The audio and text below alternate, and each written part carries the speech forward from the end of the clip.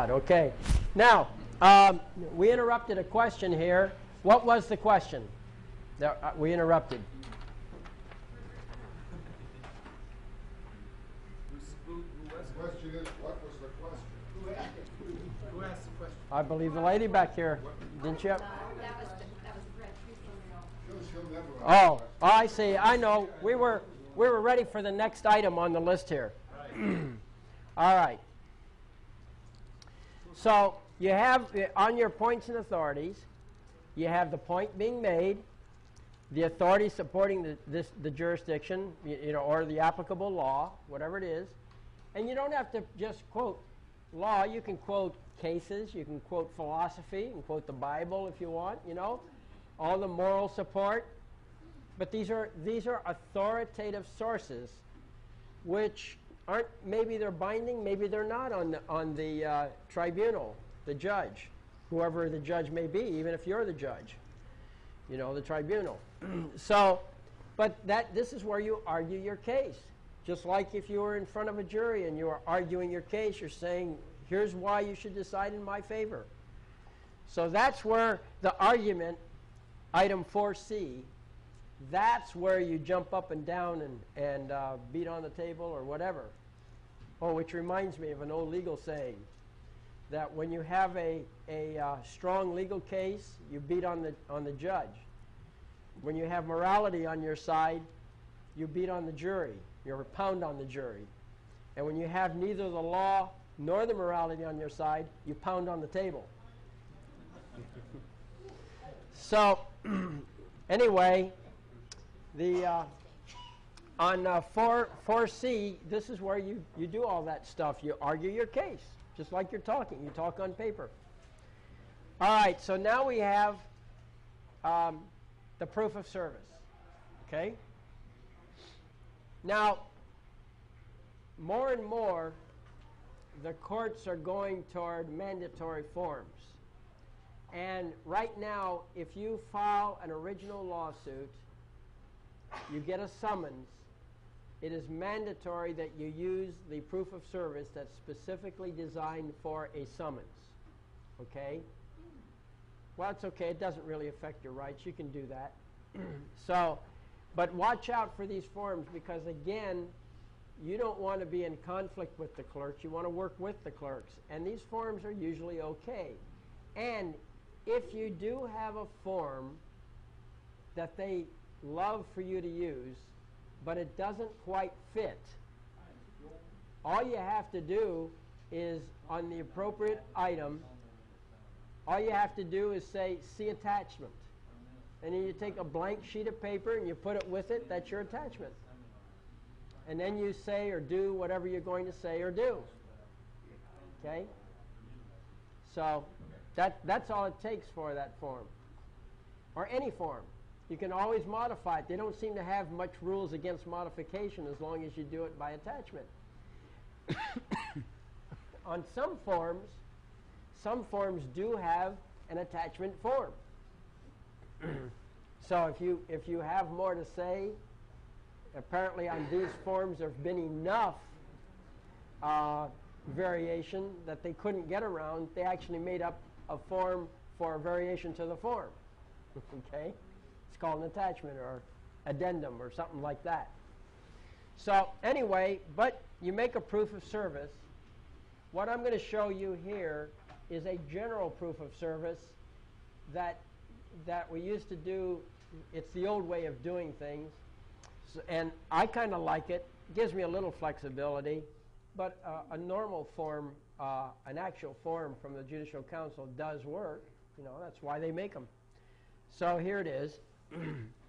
This form is what I often do. You'll notice that there's no caption on this form. Okay, there it is. That's the whole form right there. Basically, a form, a proof of service, is simply another affidavit. Okay? How does the court know, how can the court have confidence that you delivered the paperwork? Okay, here's the tribunal sitting here, and the question before the tribunal is, did everybody be properly notified that this is going on? And if you have a proof of service, that is what the court is going to use to determine that everybody has been properly notified that they have an interest here. Okay? That's all it is. So here it is. It says, I am employed in the county of Orange, state of California. I am over the age of 18 and not a party to the within action. All right, that's important. Not a party to the action. You cannot mail, serve, or in any way give your papers to the opposition or whoever's interested, yourself. You have a vested interest in winning your lawsuit. Therefore, your proof of service is no good if you signed it. You have to have somebody who is at, as they say in legal language, who is at arm's length, okay? That person has no interest in the outcome of the lawsuit, no direct interest, and so is therefore more trustworthy. When he says he delivered the paper, then you know it's so. Now remember this. Let's say you serve somebody by mail, which you can do. Once you have somebody in jurisdiction, you can serve by mail. But you have to have somebody, again, third party, who's not connected to the case. If you're married, you're suing somebody, your spouse can serve the papers. Okay? The spouse has no direct interest in it. Indirect maybe, yes, but not direct. So it's legit to have your spouse serve the papers for you, or your girlfriend or boyfriend, or whoever, okay? Just don't do it yourself. No party in the case can serve the papers. So you're declaring here that I'm not a party to the action. My business address is such and such. You can use any address, you know, home, business, doesn't matter. I have to warn you about one thing. If you're going to make a habit of serving papers, then the state of California requires that you register as a process server. Okay? That's one of their little requirements. Doing an occasional service for a friend or something like that doesn't qualify. And I believe that if you don't charge for it, then it doesn't qualify for regulation. It's only when you're charging for it, you have it as a business. And I forget what the criteria is, but there's some criteria, and it's on the forms, by the way. I think it says, I certify that I have not served more than so many per year or something. Did anybody remember that? No. Anyway. Yeah, you're not allowed to serve or pay more than 10 papers per year. No more than 10 papers per year, okay? So that's cool. Yeah, you're quite correct. You can serve as many as you want. Yeah, for free, you know, you're not in the business. That's a different story. But there, anytime you start getting engaged in commerce, guess who wants to regulate it? Okay? So anyway, that's the only warning is that if you're going to make a habit of it, by all means, then consider the fact that you may have to register. Bill, is there any problem with changing the word within to the place of their action and vice versa? So it reads a party to the action within. They can't hear you back here.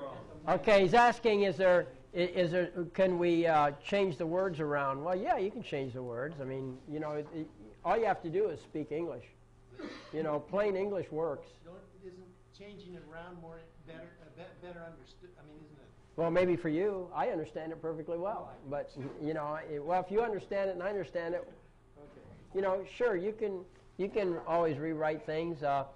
There is a formula which was stated by Mark Twain, a.k.a. Samuel Clemens, and he provided the surefire rule for good writing. It was revise, revise, revise, revise, revise, revise, revise. Okay? When you have 7 revisions, your writing is bound to improve. That was his rule for it. So sure, I'm sure we can improve this with a little extra revision. Anyway, but this qualifies, all right? On November 24th, 1986, I served the foregoing documents described as, and I name every single paper in it. Okay, the application for substitution of plaintiff, the declaration, the points and authorities, the order for substitution, it's actually a proposed order, and I guess something like that, whatever. On the interested parties in this action by placing a true copy thereof enclosed in a sealed envelope with postage thereon, fully prepaid, in the United States Mail at Anaheim, California, addressed as follows. And then I list every single address that I mailed to. Okay? I am, you give your own name, okay? I have personal, no, the person who's doing the serving. I am so-and-so, I have personal knowledge of the above facts and am competent to testify as to the truth of those facts if called as a witness. I declare under penalty of perjury that the foregoing is true and correct and that this declaration was issued in Anaheim, California, November 24th. And it's just an affidavit is all it is, saying what you did. And we've had complications in service. You know, I'd serve somebody and this person would pretend to be somebody else. You know, you have these games. Hey, when I'm doing service, I put that all in there. I say, this is what happened. Well, what does that do? The court looks at it and they say, well, that sounds reasonable. Yeah, we think the guy was served. You know, it's okay to tell the truth. It's amazing, you know, what they do. But let me explain something about service. Service is kind of interesting. There are different ways to serve people. And the biggest thing is getting the first service, because once you have somebody in jurisdiction, then you can serve by mail. But before you can serve by mail, they have some standards for service. So the highest quality of service, there's levels of quality. And the court is aiming for the highest quality, of course. So given first choice, the clerks would prefer that you have a third party go over and hand it to the person and say you are served. Okay, this is a lawsuit. That's all you have to do. And they don't have to take it. You know, if somebody comes back and refuses to take it, you've already informed them, right? You just drop it at his feet and walk off. He's served. Okay? Don't worry about formalities. Don't worry about getting them to sign a receipt. You don't have to do any of that, okay? You just take it and say, are you so-and-so? He says, yeah. Well, these are legal papers. You're being sued. You don't want to take it? Drop it on the floor and walk off. That's right. Okay? That's exactly right. That's right. You don't, he has been informed. That's all the court wants to know. Yes? Before you can revert to substitute service, what procedures do you have to go through? All procedures are substitute services except the one I just told you. But before you can rely on substitute service, what do you have to do? You don't have to rely, no, you don't have to do anything. You can do substitution of service if you wish without any other effort. So you're not required to personally attempt No. to serve? No. No. You can, what you can do is, you see, there are the first two levels, either way is good. Okay, you can do service or you can do substitution of service on the first two levels. The first level is what I just told you. You've had personal contact with a person and you just drop it on the ground if he doesn't want it, or leave it on the counter. You know, a lot of times we serve courts. We serve judges. We go right in. The marshal's there. You say, this is legal service.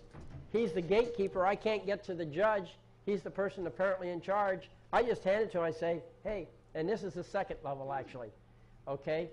If you can't find the person himself, then the second step is you give it to the person who is apparently in charge of the office. Even if you don't know his name? Even if you don't know his name. Okay? You don't have to know his name. What you do, ideally you want his name. You say, on such and such a date, I served somebody with these papers for so-and-so, or whoever it was for, okay? And you give it to them. They know if they're over 18 years old, they're assumed to be responsible. You give it to them. It is their responsibility to hand it to the next one, and it's prima facie assumed that he will give it to that person. However, the courts recognize that that service like that is not as good as personal service. Do you need that person's name? No. That was left with. You don't need the person's name. All you have to do is describe the location, describe the person. If you don't know his name, say, well, 5'2", eyes of blue, okay? Age, weight, you know, a description of the person and what time of day it was that you were there, so that if the question ever comes up, you can pinpoint who that person was. Because ultimately, you're going to get to somebody responsible in that house, and they'll know who that person is. You see? So they can't dodge it that way. They don't want to give you a name? Okay. I got the description. I saw who you were. I saw the hair you had, the clothes you were wearing, the approximate age, weight, color, eyes. You know, I get all that. Or if you can't get all that, you can't remember it all, get it as close as you can. But the courts recognize that that is not quite as good as personal service. So the courts require in their rules a secondary simultaneous procedure. You mail it to them. Okay? So when you hand it to the person, it's a targeted service. When you do the second level service, it's a two-shot service. One is the giving it to the adult who's apparently in charge of the office or responsible for the home, and the other one is mailing it to the same address. By doing that, you now achieve the same credibility. The person cannot say he didn't get it. Now, as a little side note, do not send it by certified or registered mail. Why? Because when they refuse it and it comes back to you, that becomes proof that they did not get it. The courts presume that if you mailed it, they got it. The post office is basically trusted. Okay? Right. So do not send it by certified, or if you want a little receipt, you can get a receipt from the post office saying you put it in, but once it gets into the postal system, it goes, and there is no, the burden is on them to prove that they didn't get it. I don't know how they would prove it, but they could prove it. Yes, sir. As you do certificate of mailing, Yeah. You can do a certificate of mailing, that is true, but because that does not inhibit the process. They cannot say that, you see, with a certificate of mailing, all you're doing is getting a receipt from the post office saying that you handed it them. But again, it's not you personally. You want a third person who's at arm's length, who does the actual mailing, who does the actual substitution of service process, and he makes up a proof of service saying that's what he did. With a certificate of mailing, the postal office will always say they have to fight the post office that it wasn't delivered. It doesn't come back on you. It goes on the post office. Yeah, whatever it is. I'm not sure how you prove you didn't get something when it's mailed openly like that. Yes? Well, I'm just going to finish this up. There is a code that's under, geez, I can't remember right now.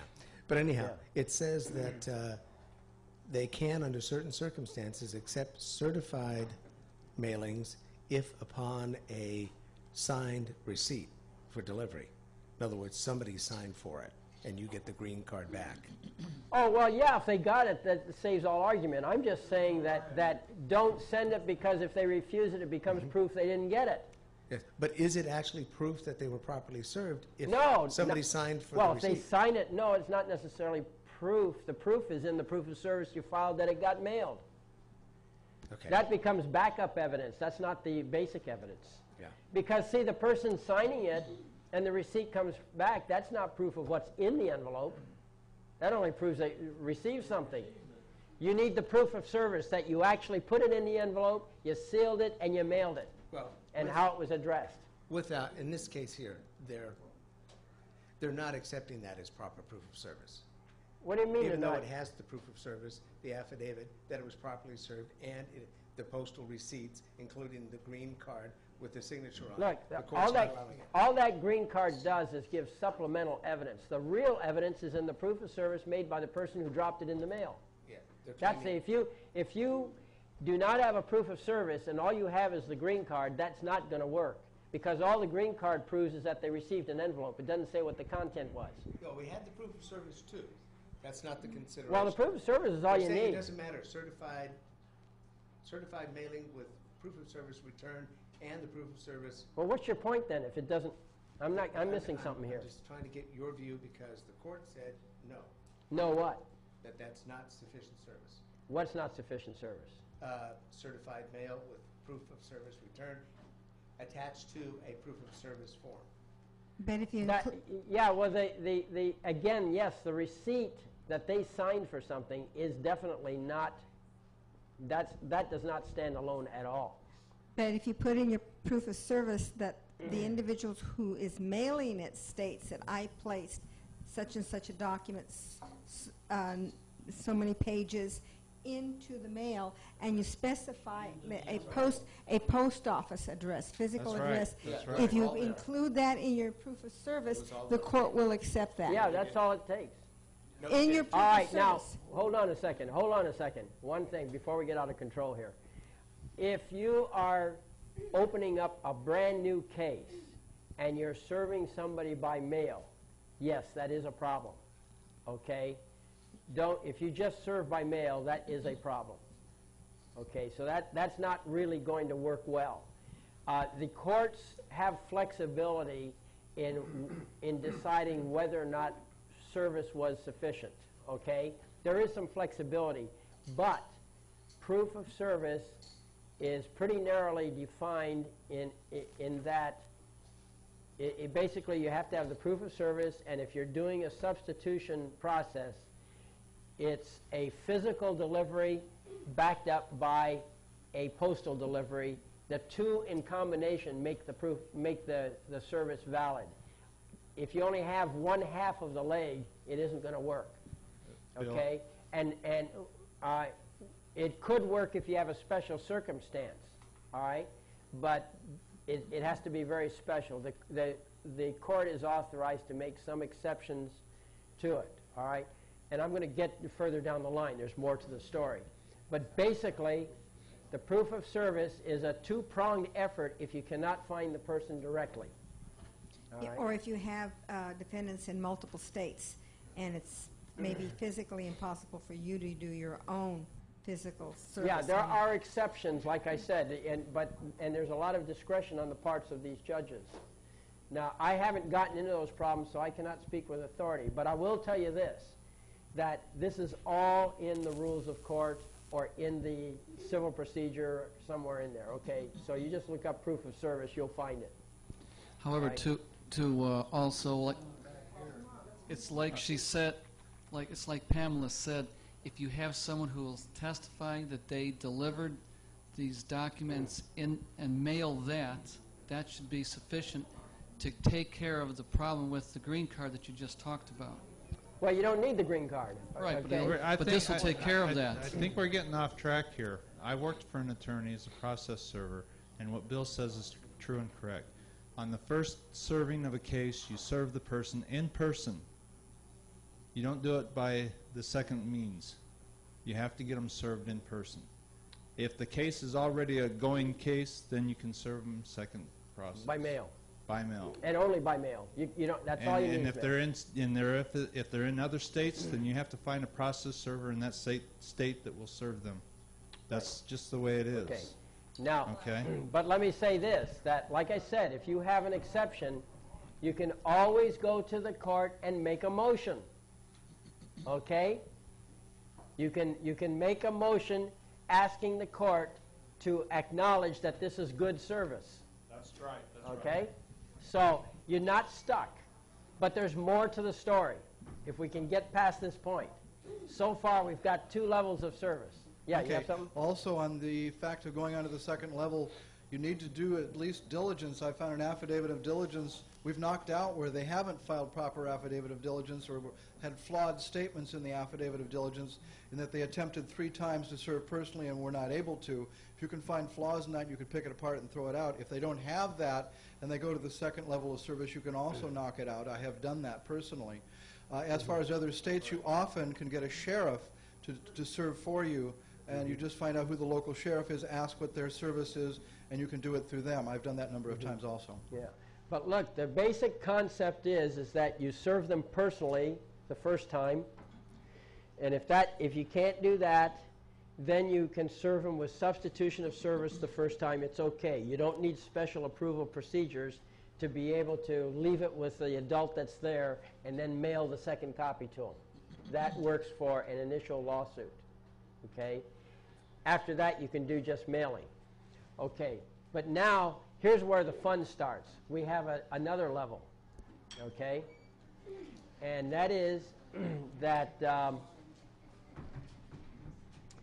let's say that you go to the place where the person lives. The lights are on, the door is locked. Of course, you're not going in anyway, but you know, you knock on the door, there's no response, but you know he's in there. Okay? You can go back and petition the court. That's another motion, by the way. You can petition the court to break down the door, okay, to use a forceful service. If the court authorizes it, you take the authorization to the sheriff or marshal. They will go over and bust the door down and serve the guy, okay?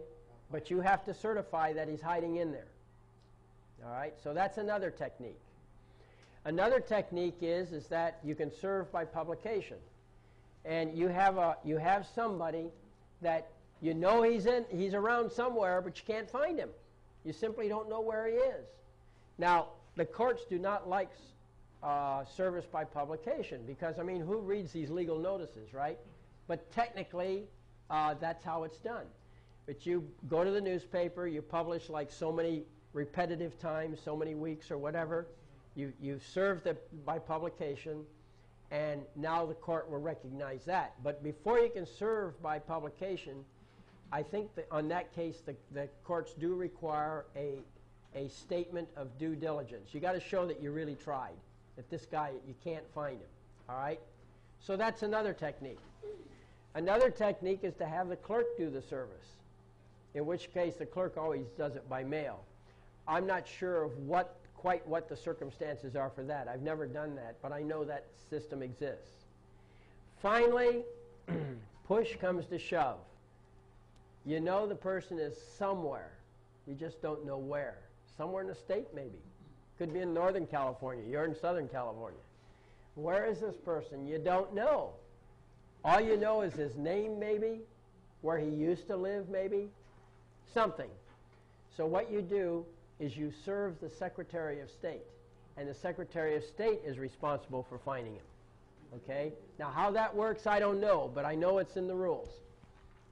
Okay? You can serve the Secretary of State as a last resort.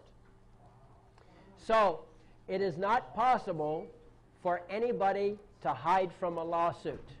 You will end up with a judgment one way or another if you follow the procedures. Yes? I went to serve a county sheriff, LA County Sheriff. Sure. And he would not tell me where his office was, so I went to the headquarters. That's the best thing to do.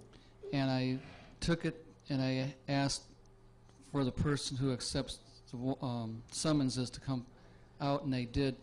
And they came back and said, well, he doesn't work out of this office. He works out of another office. And they gave me that office, and we called, and he wasn't there.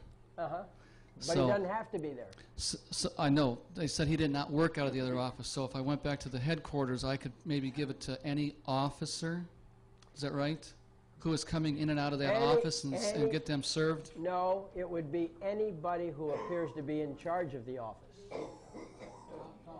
The phrase is apparently in charge of the office. Doesn't have to be in charge, but is apparently in charge. If you run up against the gatekeeper, that person will not let you pass, then that's the person apparently in charge of the office. That's all. You can ask for the manager. If they refuse to get the manager, obviously the person you're talking to is the person apparently in charge of the office. Got that word, apparently. That's all you need. Okay, well, where I went is on Temple Avenue, on the 9th floor, where it is locked, and you have to have a plastic key to get in. Well, that's fine. If they isolate themselves, you just go back to their boss, you know. You're serving the sheriff anyway. You go back to Well, the that's where? right. You're serving the deputy. But you see, look, you go wherever he works out of. If you know for a fact he's a sheriff, then you just go to that office where the headquarters are, right? Because they're in charge. Right. Right? They certainly know where their people work.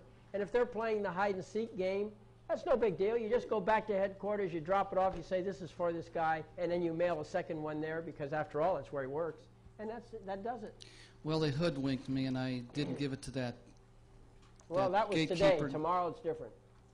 Okay, so I can do it again with him. Sure, sure. Another trip. No, that's all right. It's good for you. All right, so you see, so you have your different levels of service. But whatever you do, you make up a proof of service. Okay? In other words, you just describe what you did, and you declare that this is, in fact, the truth that you're telling. This is what you did. And now they're served. So those are the levels of service as I understand it. And all of that is described in these books. If you look at the Rules of Court, California Rules of Court, or you look in the Code of Civil Procedure. I forget where it is, but it's in there. Okay? Just go to the index and look up proof of service. Now,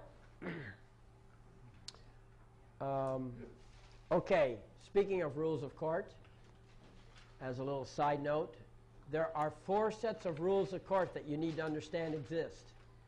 Okay? The first rules of court is not actually rules, it's code. If you look in the Code of Civil Procedure, it describes service. Okay, you got to read that section to get the full flavor of it. The second set is called California Rules of Court, or CROC for short. I'm not joking. It is CROC. Okay? California Rules of Court, that's the big book. That's fairly thick. Then you have the local rules of court. That's your third set.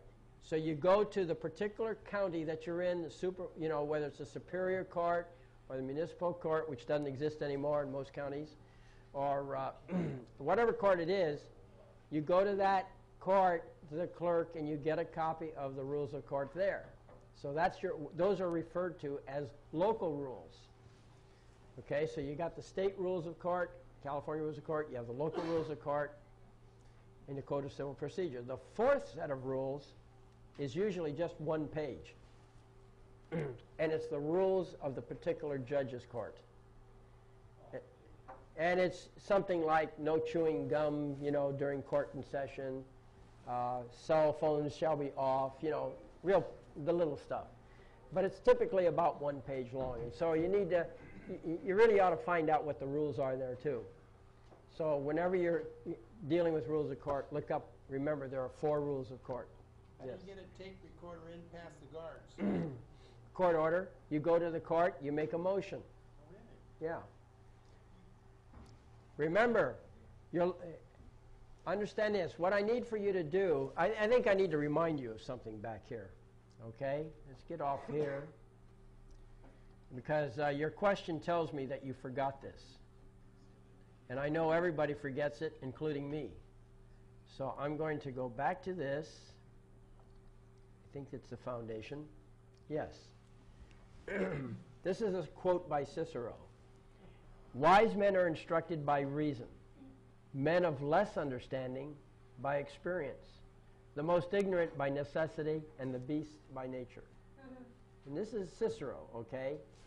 Now, this court of record stuff that I'm talking about requires you to be on that first line. Wise men are instructed by reason. You have to have, or if you don't have it, you better develop it. If you're going to successfully use sovereignty as your foundation for what you do, you've got to learn to reason. If A is so and B is so, then C must be so. Okay? You've got to go through that logical pattern. A lot of people, I'll tell them about how you make motions and so forth, and then they say to me, show me an example. Now, seeing an example is nice. It helps to shape things. But that's secondary. The primary thing is that you need to know that if you're a sovereign, and you're the sovereign of the court, you're the plaintiff, and the court consists of the person in suit of the sovereign, wouldn't you conclude that you're in charge? By what authority do the people you hire presume to overrule you? I'm talking about judges. Okay? And you've got to reason this out. Because if you don't have that reasoning process, if you have to sit around and wait for experience to hit you, if you're on the second line, then this is not going to work for you. Because a lot of times, you're getting hit with something unusual. Why? Because you hit them with something unusual, and you don't know how they're going to react. And so you have to be able to get a clear understanding of what it is that this is about, have the right perspective, so that you automatically come up with the right answers. Okay? From A. Now, here's how you do this. When I started out, my biggest question, I was just like everyone else. I said, okay, the theory's nice, but how do you do such and such, whatever it is? Okay? Took me a long, long time to get past that stage, because why? I was living by experience, and I would glom on to examples of motions and things that people did before I found this general pattern. Okay? But the bottom line is, you have to be able to say if something's so and something else. You got to trust your theory. Okay? Because there's not much examples on a lot of this stuff. The very first order that I ever issued in court, it wasn't even my case. I was issuing it on behalf of someone else. I was operating on raw theory. I didn't even have examples or experience or anything else from anyone. I had just concluded it from pure, unadulterated reasoning process. And I didn't know if I was going to end up in jail or not. Okay? But there was a guy that was in jail, and I determined for my own satisfaction that he was a political case. He was being persecuted. Okay? And I decided to get involved. And he understood sovereignty. He protected himself well. And he was being held by the municipal court, and he moved for habeas corpus from jail into the Superior Court. This, by the way, was in Redwood City. And so he put in his handwritten habeas corpus, and the Superior Court judges just routinely denied it. Okay? But you see, he knew it was his court. So I went up there, and I agreed that I would get involved. And so the first thing I had him do, because he was sovereign and it was his court, I had him appoint me as a special master in his court. Now, special master is like a judge without the pay. Okay? And I had whatever authority he granted to me as a sovereign. And by the way, that's all a judge can do. Whatever authority the sovereign grants him. So he granted me the authority to investigate, inquire, to take depositions, okay, and to do whatever was necessary in order to move the process along. But I still did not have the authority to make final judgments, all right? So that was on a Monday. I went down, I filed it. You know, got immediately upon filing, got several certified copies, because I thought I might need that, such, you know, in the Superior Court. I went over on the following, or during that week, there was a rumor, jailhouse rumor, that he was going to be pulled into court on Friday morning. So we took that seriously. I prepared an order halfway. And I went down to the court, and before the court session started, I got an audience with the judge. I, again, dressed like an attorney, okay, nice pinstripe suit, etc. And I explained to the judge that I had been appointed, this is municipal court judge, that I'd been appointed as a Superior Court master of the court, special master, and that when he called this particular case, that I would be there to observe the proceedings. And I showed him my paper, which, by the way, had been signed by the prisoner, because he was the sovereign of the court. See, and I had his seal, by the way. It was signed, it was sealed, and it was filed. So he acknowledged it. When he called the case, I stood up, and I was standing right between the public defender that had been assigned to him, and the prosecutor was on my left. And at some point, I got an opportunity to start talking. And the judge and I went back and forth, and I explained to him that there were that who I was, and I said I'd been appointed as a special master of the Superior Court, and that I was here to observe the proceedings in this particular case in the municipal court. And I said I'm here now declaring the Superior Court of the State of California open and in session. So here we were with 2 courts and 1 courtroom. Now this was all on raw logic. Again, I thought my way through the problem, and I understood habeas corpus. It was the prisoner's court, okay, in the Superior Court. That Superior Court outranked the municipal court, part of the same system. So I figured I outranked the judge. I had greater authority. So that's how I presented myself as a Superior Court special master. So we started talking about it. I said that there were certain issues involving common law rights, and the judge informed me that the common law had no standing in this municipal court. So I agreed with him. I said, yes, Your Honor. I said, I agree. That you are correct. But I said in Miranda versus Arizona, the court had said that where substantive rights are concerned, there shall be no rulemaking. Okay? You cannot legislate either for or against substantive rights, common law rights, in other words. Change the word, but it's still common law rights. So he agreed, yeah, that was true. So we had a little pause there, and I always like to tell this story. During the pause, the prosecuting attorney stood up, district attorney, and she said, Your Honor, who is this man? I don't know who he is, and I don't know what he's doing here. Now, you know the judges and the prosecutors are pretty much in bed with each other, right? The judge just sat there and stared her down. He just looked at her, didn't say anything.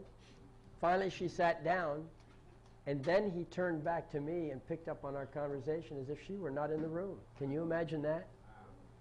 Well, I'll tell you something. Up until that moment, I was running on pure reasoning process. But when I saw how he mistreated that prosecutor, how little recognition he gave her, my knees stopped shaking. I knew I had struck gold here somewhere, okay? Maybe I didn't understand exactly why, because I was still on theory. But there was something going on, because why else would a judge give a third-party intervening party the time of day, right?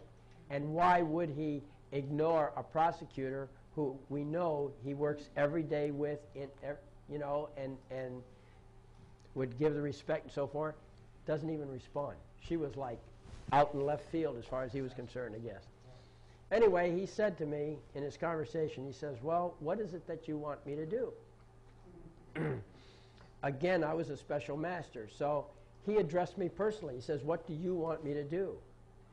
Well, because I was a special master representing the court, I could not tell him what I personally wanted to do, which might have been to go fly a kite or something, okay? So what I did is I stuck with the theoretical script.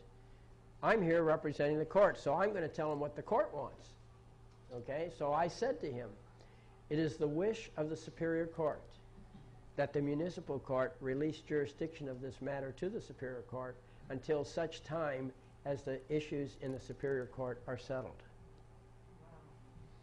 And he said, I will do that if you will give me the order in writing. And I said, now I could speak personally. I said, well, I came here with an order half written because frankly I didn't know how this session would go. But if you will recess the case, during the recess I will prepare and complete the order and deliver it to you when you recall the case. And so he did that.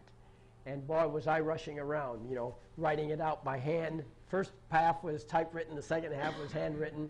And I got copies made and, the whole bit, and came back. When he recalled the case, we passed it through the marshal up to the judge. and the judge read it into the record and then ordered the paper filed into the record, and then he terminated the session, and that was the end of the business for the day. Now, I know he was going to research it and see whether or not he could put me in jail, okay, but nothing ever came out of that. We progressed to the next point. But I thought it was interesting, you see. But how did that all come about? Because I had no prior examples. Raw logic, raw reasoning power. You've got to somehow acquire that skill. Now, I'll tell you frankly, it's not easy, okay? Not easy at all. But there's a method that I recommend to you for doing it. I've given you these highlights. We've been here all day on this stuff, okay? I've given longer sessions. But the key to picking up on this is group action. Pick a case. Pick the most serious case you got running in your group.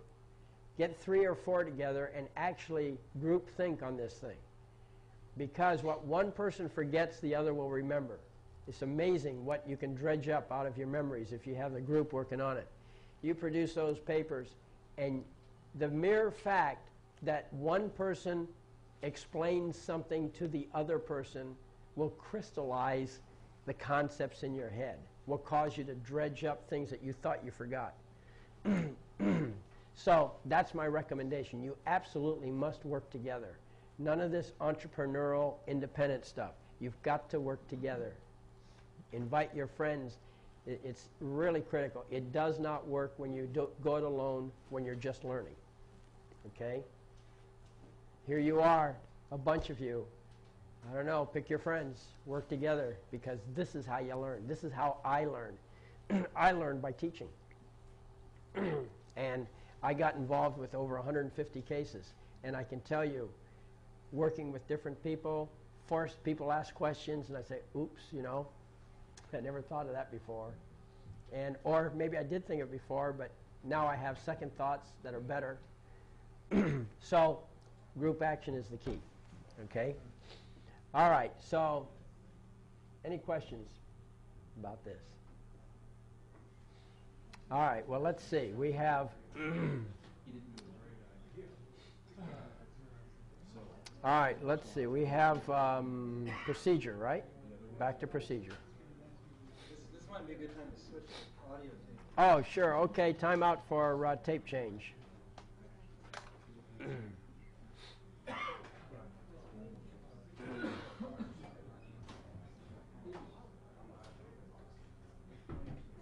Now, we have, I'm back at the home page of this CD.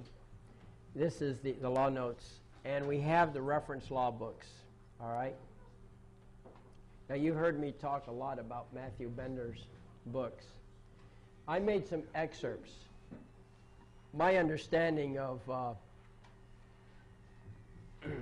the copyright law is that for educational purposes, you can copy sections and so forth, you know, and that's what I've done here.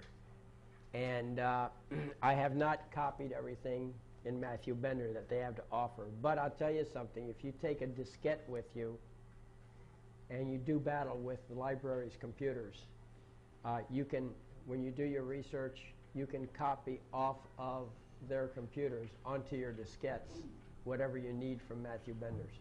Okay? It's wonderful. Let me show you what you get with Matthew Bender's. Okay? We have 2 books. We have Forms of Pleading and Practice, and we have Points and Authorities. Okay? So they have the books there, but what I do, for some reason the books are a little easier to use than the computer, at least for me.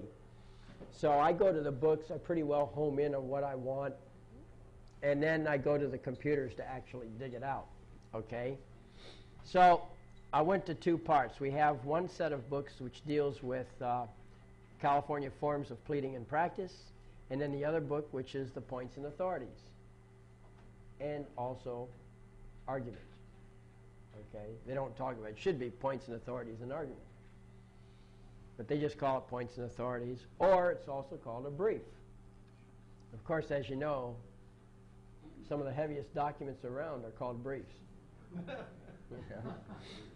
But anyway, so let's look at motions. And so here are some specific ones, like a motion to strike. There's a motion for judgment notwithstanding the verdict. You know, like you get a jury verdict and you say, hey, wait a minute. Even if they did decide that way, I want a judgment that goes the other way. And so this gives you the arguments of when that can be done. You can do a motion in limine. Remember, all motions are basically the same principles. But with a motion in limine, basically, you can do discovery on the other side. Now, I've told you that in common law there is no discovery. At least there's no discovery from the defense to the plaintiff, okay? Because you put in all the evidence when you filed your lawsuit. But they don't know that. Even though you're at law, they don't know you can't do discovery, all right? So you do discovery anyway. The attorneys don't know the difference. And if they don't object, it makes it okay. All right? So you do discovery. And you try to get whatever evidence that they have. Well, what if they don't produce the evidence? Well, basically, what you do is you say, wait a minute, this is contrary to the rules of fair play. Because everybody is supposed to be able to see all the evidence first. How you interpret the evidence is a whole different game. That you're not entitled to see until the moment of trial, okay? Strategy is secret, but the evidence itself must be presented, must be released. Okay, so no discovery against you because you presented all the evidence. But on the other side, they're being secretive. So you ask for the evidence. They refuse to produce it. They drag their feet. They just ignore your request for it. So now you have a choice. You can either just go ahead and have trial by surprise, where you go there and then they pop what's the evidence, but that's kind of a bad way to run a trial. Or the other thing is you could say, you could go to the court and you say to the court, hey, this is unfair. I asked for the evidence. They're playing games. They're dragging their feet. They want to do trial by surprise, and I think I should have a fair opportunity to look at the evidence. So now you have a choice. You can ask the court to force them to produce the evidence or be in contempt of court and ask for sanctions because they refuse to produce the evidence. But I consider that a bad way to go because usually the evidence is in their favor. Why would you want them to bring the evidence in if you think it's going to work against you? So what you do, I'll get to you, and what you do is you go the opposite. You say, because they refused, I want an order blocking them from producing the evidence. Okay? Forget it. They can't produce it. Okay? They're not allowed to produce it even if they have it. And that particular kind of motion has a name. It's called a motion in limine. In other words, you're limiting the evidence. Okay? Again, it's just a motion. All right? You're going to the court. You're asking the court to order these guys blocked. Yay or nay, right? That's it. So let's look at a motion in limine. Pardon? Yeah. Yeah. In respect to this evidence, you also talked about strategy. Let's say you had evidence of documents that were put together of, let's say, 200 pages, which are attachment. Sure. You take these 200 pages and you mix them all up, not in chronological order that you would do for yourself, and you hand it to them. This is the evidence. Yeah, now it's up to them to sort it out. That's strategy, right? Yeah. Good. Now, you're not mixing the pages and they're trying to figure out which page goes with which. Not Yes, that. yes. No. Oh, okay. No. I just wonder how far this fair No, play no, went. You don't go that far. But, you know, each piece is intact. This is the evidence, you know, whatever it is. But you let them sort out what's the best order of presentation or what. Let them guess what you're going to do. But I sure like that. Bye. Bye. You know, what a strategy. Powerful, you know. Really strikes at the gut. Yes, sir. Trying to think. All right, we'll take this one here. Is there a counter? A counter? How could they counter that? Well, yes, as a matter of fact, the motion in limine is right here in Matthews. And when Matthew Bender puts together these things, they deal with successful cases. These are motions that worked, okay? And they take both sides. There's the offense and the defense. All right, so let's look up motion in limine since we're talking about it. Uh-oh. Big trouble. What's the problem? Motion in limine.htm. What? It can't find the file. Well, we may be in trouble here. Okay, we have, it's probably there. I probably just changed the name. All right, let's see. We'll go to the folder.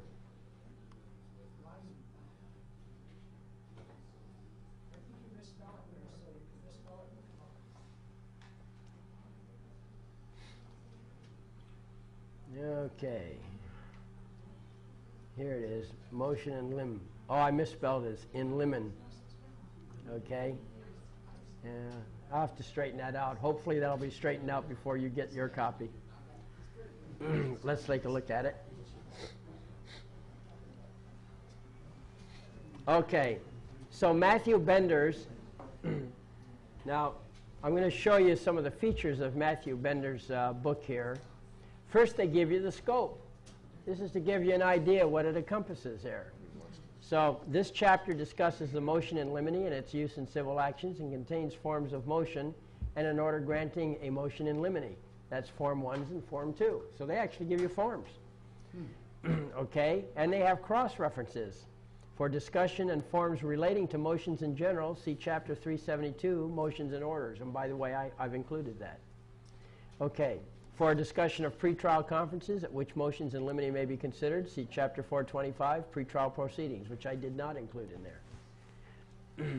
For a discussion of pretrial motions to suppress prejudicial matter in criminal proceedings, such as motions under Penal Code Section 1538.5 of Deerings, see Irwin, Millman, Monroe, Sevilla, Tarlow, California Criminal Defense Practice, Chapter 23, which is, I guess, published by Matthew Bender.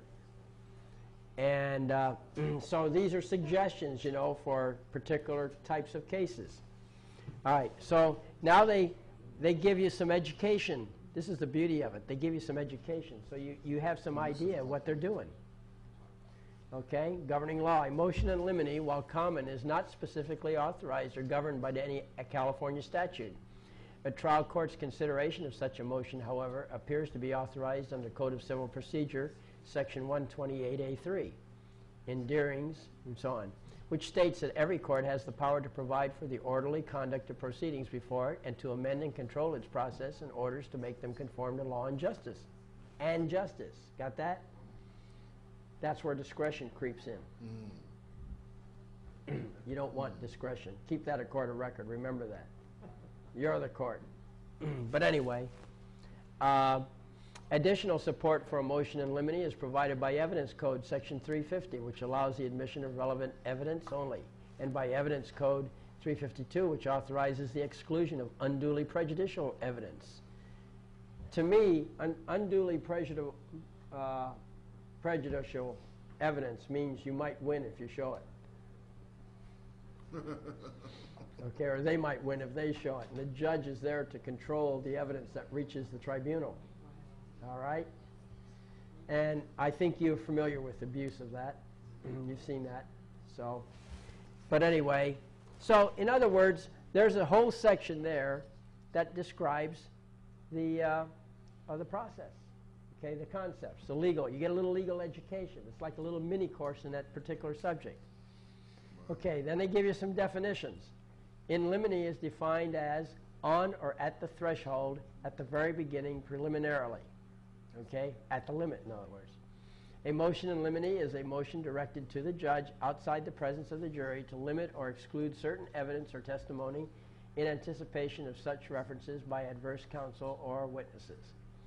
Such a motion generally is brought at the beginning of trial, although it also may be brought during trial. Okay? So that gives you an idea of where it gets used. What's the purpose of the motion? The usual purpose of a motion in limine is to preclude the presentation of evidence deemed inadmissible and prejudicial by the moving party. The scope of a motion in limine is any kind of evidence that could be objected to at trial, either as irrelevant or subject to discretionary exclusion, as unduly prejudicial. Okay, a typical order in limine excludes the challenged evidence and directs counsel, parties, and witnesses not to refer to the excluded matters during trial, and so forth. So, now, you notice they use the word unduly. Okay? Well, duly, the word duly, D-U-L-Y, means that whatever it is that's duly satisfies the requirements of both the statutory law and the common law. Duly includes both systems of law. When something, if you were duly given a receipt, that means that that action of giving you the receipt will meet the requirements of both statutory and common law. Okay? So watch out when you use the word duly, because you are including the statutory law that you were excluding when you're running your common law case. Okay? Don't just throw words around until you've checked the legal meaning. All right? You can get trapped. And I don't like you guys to be trapped. So, time out for tape change here. We got a little tape change working. Yeah, there's one right here. Unduly means that it would be offensive to both the common law and the statutory law. It's unduly prejudicial. That would offend both the common law jury and a statutory jury, or a common law court and a statutory court. That's what that unduly means to me. The prefix un reverses the meaning, right? Un is away from, out of. Yeah. So, anyway, they describe in Matthew, Bender's, they describe, let's see, they describe the purpose of the motion. So you get a picture. This is really, I mean, this is good stuff. It really educates you. So I'm going to skip down to the next part. There's a lot there. See, they do a lot of explaining. You're getting a little mini course in law. So let's see. Appeal. And they talk about appeal after judgment and so forth. Then they give you research guides, places you can look for more information. You remember I got a question earlier. How do you find this stuff? Now you know. Seek and ye shall find. Okay? And this is one of the tremendous resources. But there's other tremendous resources too. So when you go to the library, the librarian will be just like the clerk to say, well, I can't advise you on law. Okay? But if you ask the librarian, where could I find information on blah, blah, blah? Then he will not advise, but he will suggest. Suggesting and advising are two different things. He will suggest certain books to look at, but you take the responsibility of looking into the books, okay? Hey, Bill? Yes. I noticed in some of your work, you take a word like duly, and then you explain how you're using it in that case. I noticed in the bottom of the page how you did that. You mean footnotes? Yeah, I remember you used duly and put a footnote because it meant something for this page or that word in that well, case. Well, you see, one of the rules of good legal work is know thy enemy. Okay? So I know where my enemy is ignorant. And I know what they know. I've studied my enemy. How did I study them? Real simple. I opened up Black's Law Dictionary, 5th edition. It's full of policy and very little law. I look up 4th edition. It's full of law and very little policy. Okay? I got the two side by side. I do compare. I look at this one. I look at the same word in the other one. It's amazing you see the differences. One of the principal things that's stripped out of 5th edition is common law. There's a lot in there still, but a lot is stripped out. That's how I get to know the enemy, because I know the attorneys. It takes a long time for information to get to the dictionary, it also takes the same amount of time for ignorance to reach the dictionary. And so I know that the current crop of attorneys I'm dealing with, they grew up on something in the schools which by the time they got out to practice showed up in the dictionaries that they're using. The latest, greatest, best dictionary. They're on top of it. They have the best of everything, right? They put their money into the best dictionaries, the latest one. The problem is that they don't understand how their mind is being controlled by the available information. They don't know the old books can be better sometimes, okay? And they don't know to have an 1828 Webster's dictionary, okay? So that you know thy enemy. And when I put a footnote on like that, it's because there's a point I know they're ignorant of, and I want them to be educated on that point. You see? So that's when I put the footnotes in. I'm not just randomly educating them. There's a reason I put it there. It's because once they understand what I'm saying, then that in some way is going to affect another thing downstream. Okay? Now, they may skip over it and never read it. That's okay too, because later on downstream, when I make the point, I can refer to this. And remember, failure to object means you agree, right? That's right. I do that a lot. Yes, sir. Does that CD have both 4th and 5th edition of I Black can't hear Swan? you. Does the CD have both editions, 4th and 5th, on it? No, there's Black's Law Dictionary does not appear on this CD. Oh, okay. I have, wait a minute, what do I have? I have Bouvier's Law Dictionary on there. That has real law in it. And that's the 1857 edition, I think. Yes, sir. If I wanted to specialize in writing writs of habeas corpus, writs of prohibition, and writs of mandamus, what would be the very, very best book that you'd recommend? Well, the first thing that I'd recommend, or if I want to really be technical because I'm in this group that knows the difference, the first book that I would suggest is reading that law note about habeas corpus, explaining the concept that I explained verbally about the two sets of courts and how one court takes from the other court and takes jurisdiction. That's very, very important because you will not find that in any of your books. I got that out of my study of history, legal history. Okay? Well, I read up on habeas corpus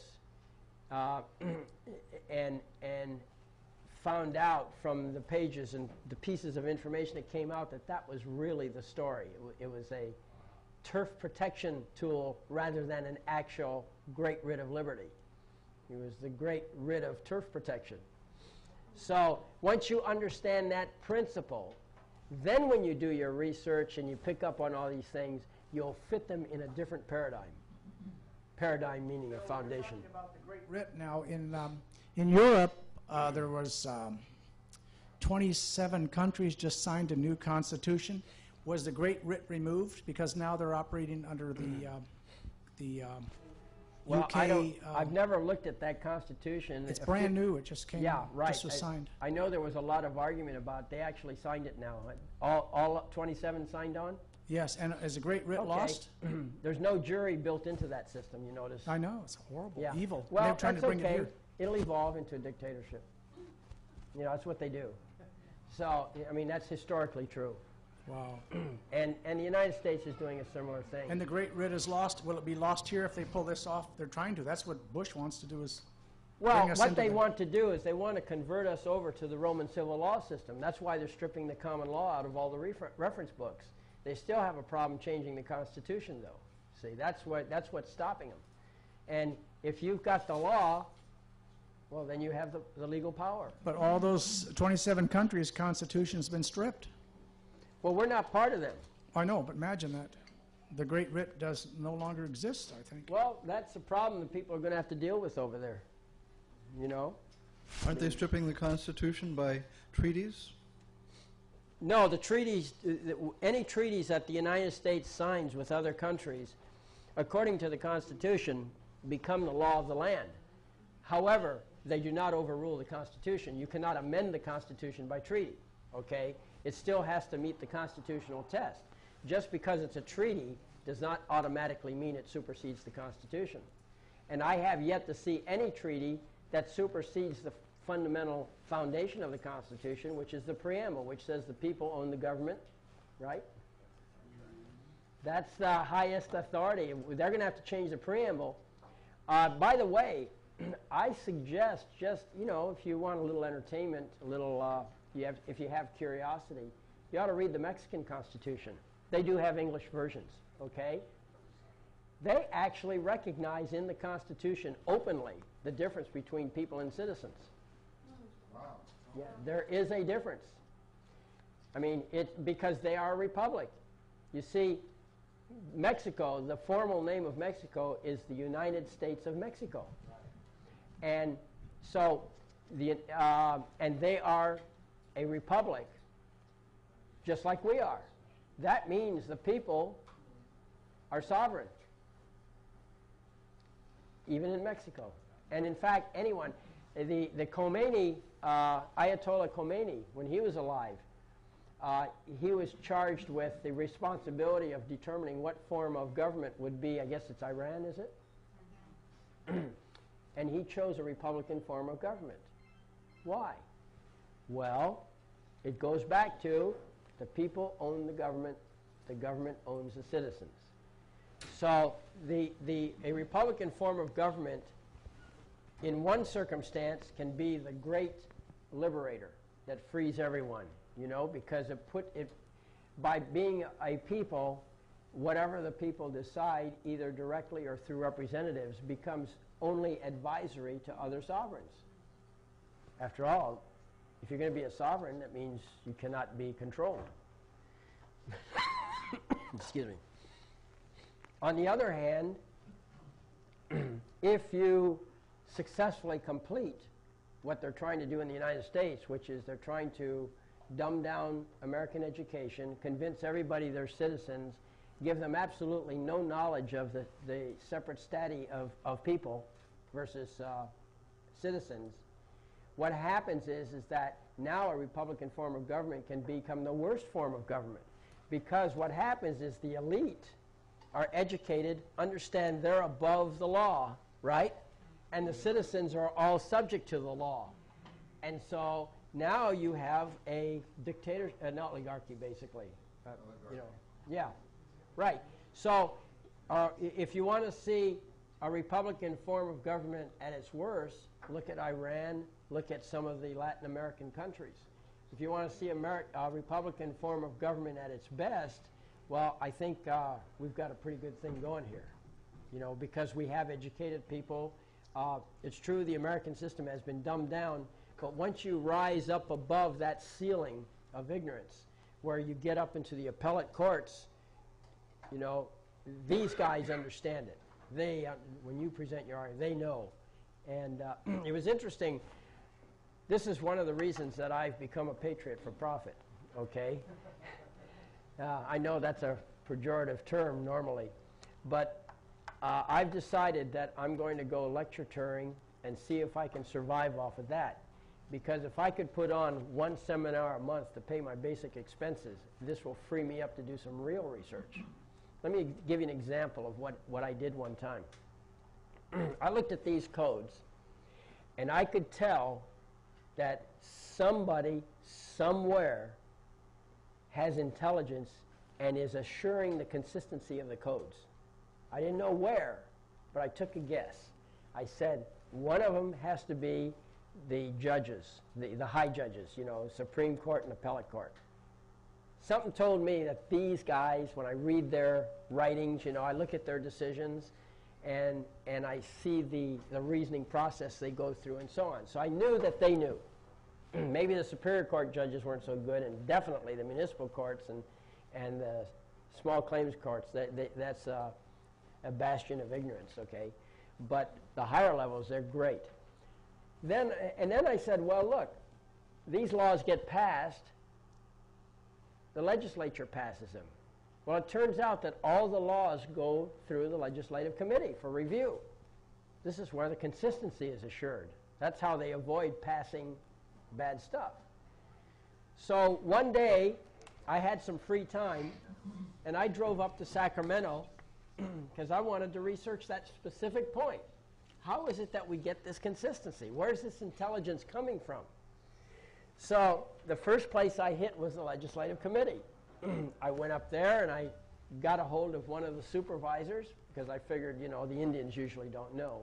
But I got a hold of a supervisor, manager, who was an attorney, who had never been a judge, but was an attorney, was in the legislative committee. So I said, you know, let's talk it over. So I talked it over with him.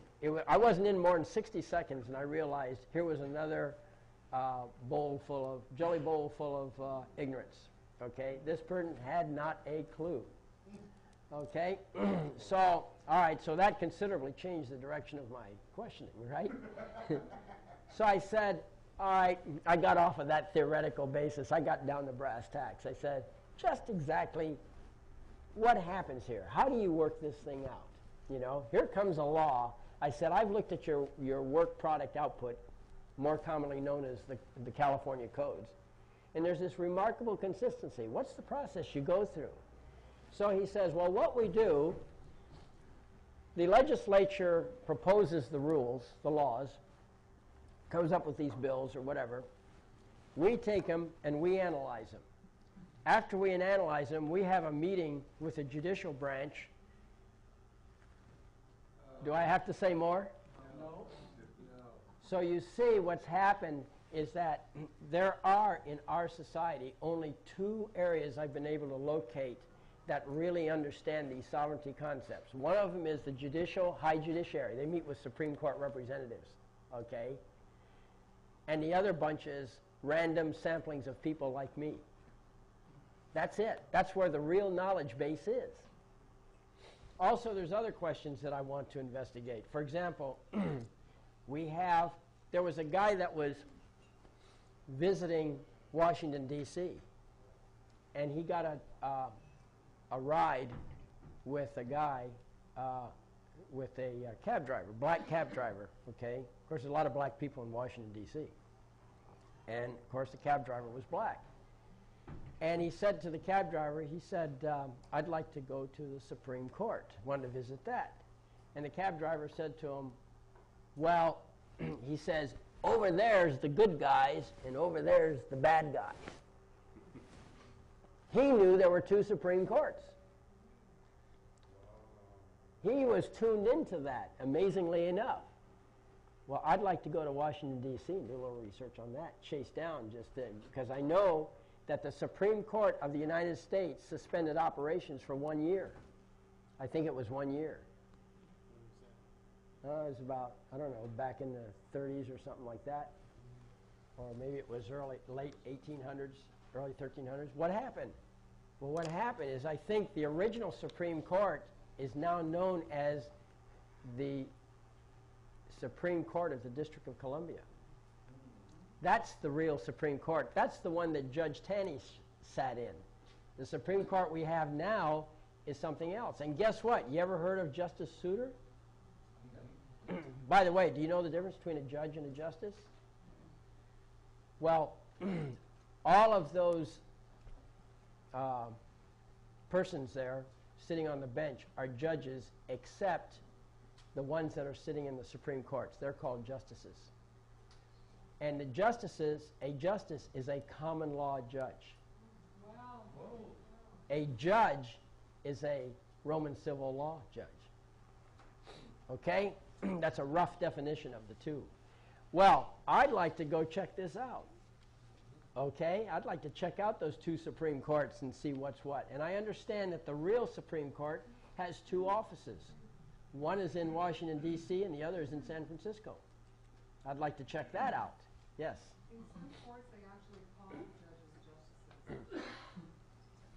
Okay, well, it's something I don't know. It could be. Now, I do know this, that... Las Vegas and New Orleans. Okay, great. I do know another thing. You've all heard the flag issue, haven't you? You know, the gold fringe flag in the courts. Well, a friend of mine was telling me that he was running around all over trying to find some specific court for some specific purpose, whatever it is. And he was going into every courtroom looking, trying to find where the courts were. And I'm sure you've seen in all of these courts in Santa Ana that they have gold fringe flags. But he found one court that had no fringe. Why? One courtroom had no fringe. All of them had fringes, but this one didn't. I'm telling you, there's meaning there, but we haven't found it yet. Yes? I found a courtroom with a flag that doesn't have fringe, and it's in Malibu, Judge Mira's courtroom, and I argued before him that I was not my all capital letters name, yada yada. Anyway, he kind of went along with me, and I was pretty impressed by that. Yeah, well, see, I think when you get into a real court instead of the admiralty courts, which is what I think that flag represents, but I'm not sure. I know what it represents. Huh? I know what it represents. Well, I've been told the story too. My point is that I haven't done the in-depth research to really lock that down. Title 4, Chapter 1 and 2. Yeah, that's on here, this disc, by the way. So we can. Law of the flag. Yeah. Well, I don't want to get in a discussion about it. I'm just saying that these are research things that popped up as I've been traveled, you know. He had it first here. Last night I was reading a book on Justinian law. What is it? Justinian law? Uh-huh. And that is what we're into. I mean, that's what the courts are right now. Well, that's your Roman civil law. Yeah. Yeah, and Justinian, he was a great guy. You'll love him. He would put his signs up so high they couldn't read them, and then ticket those people or, you know, arrest them for violating what the sign said. That was who Justinian was. Great guy. Fine parking. Yes, sir. Fine for parking. Fine for parking. You're right. I forgot what I was going to say, guys. Okay, it wasn't that important. Oh, okay. I was one time, maybe about 6 months ago, looking at some RS information on the web. Revised statutes. What's that? RS, revised statutes? I don't know, just general language, what they're Okay. using. Okay. And I came across a sentence that they said, please put your name on these forms in all capital letters. Oh, there you are. There's something to it. Right, there is. I don't know what it is. Well, we can find these things out. Now, there is a seminar that judges go to, many seminars, okay? And there are a couple of organizations that put them in. But there's one of the organizations is located, I think it's in Sacramento, but it may be Fresno. But anyway, I remember calling them up saying that I'd like to know more because it's specifically, the purpose of it is very narrow. It's specifically to educate judges. They have programs, seminars for judges. And so I called up, and the first, I think it was the second person I talked to, I said, I'd like to get some idea of what your materials are and so forth. And she said to me, she says, well, that's confidential.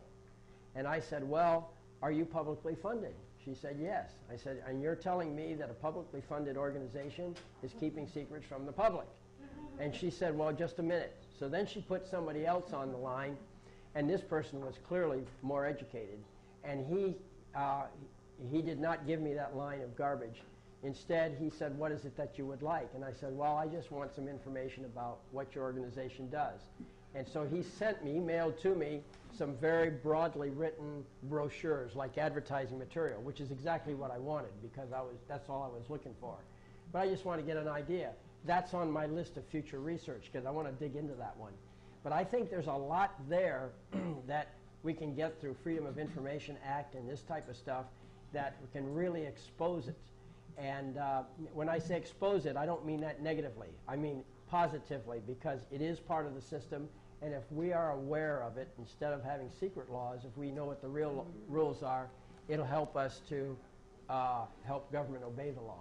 So, Bill, there's the number one court in the land is in New York. It's called the International Court. It's in New York, and this court is it's Article 3 court, and judges there fire federal judges. This is the most powerful court. They're all appointed by the President of the United States. Get me the name of that. If you'll email that to me, I'd like to know more about it. That'll be on my list of And they tell all about themselves and how you can use them, and it gives you all the formats. Get that to me. I'll research it. All right. The International Court claims to be the only constitutional court in America. Yeah, well, that's fine. true. I'll research it. And that would help you a lot. Well, because it gives you the, yeah. send me the information and I'll research it. You got it. Because, see, but that's my aim here. I just let you know. This is where I'm headed with this stuff. So. That seminar that the judges attend that you were just talking about, since it's publicly funded, shouldn't we be able to attend if you choose Well, to do there is a little provision in both the federal Constitution and also the state Constitution that there shall be no titles of nobility. So special privilege, the prohibition against special privilege should mean I should be able to take the course. And pay for it, of course. Okay. All right. By the way, I'm going to do a footnote on this. I just recently came across this thing. This is printed out from a website. And you may be interested in this in the long run. This is not a short-run threat, but it is a long-run threat. This person, a lady, got ill, okay? And she managed to survive it, but she was very ill, and she was wondering why she got ill, tried to trace it down. And what she found out was that in Los Angeles, they have a dual water distribution system, okay? And they have what are called T-valves. And the T-valves, each T-valve individually controls the water that feeds to the household, each household. They are now, on a federally funded basis, all over the United States, replacing these valves with remote control valves. Okay? They're buried in the dirt, but they are remotely controlled, and they can determine which line of water feeds the household.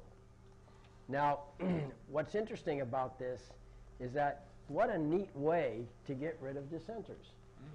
You know, if you make somebody ill, takes them 6 months to a year to die, you know, and they don't know, they're just feeling ill, they go to the doctor, the doctors don't know, they go on symptoms, they don't know you're being poisoned, okay, or having bacteria introduced into your water system.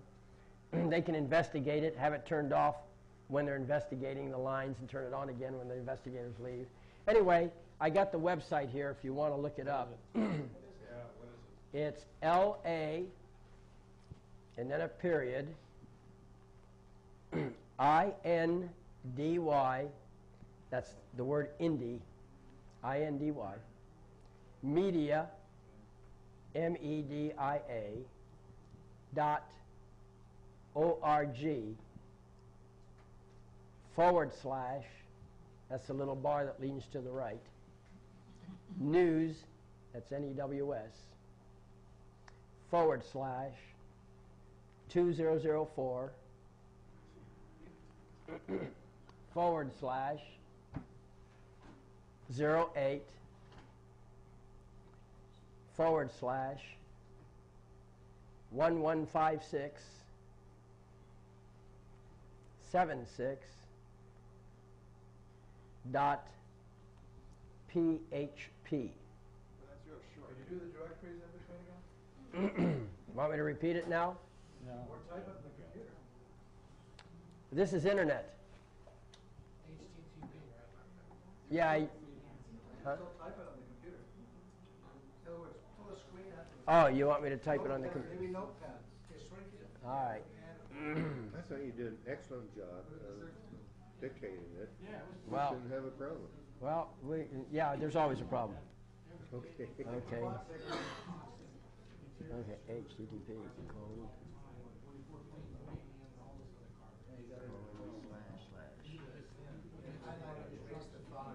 No.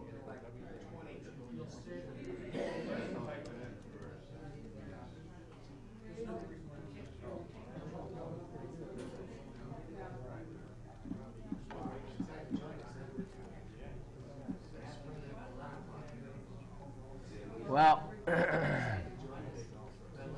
I screwed up. I guess I screwed up. Let's try this again. The caps should not have been on. Okay, here we go. LA.INDY.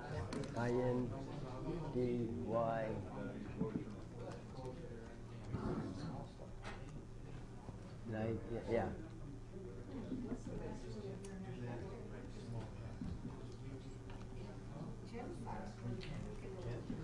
Yeah, but I'm using Notepad, so or something that. Okay.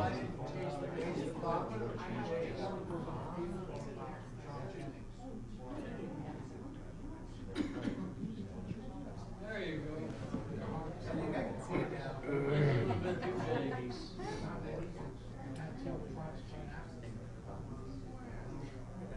We're getting there.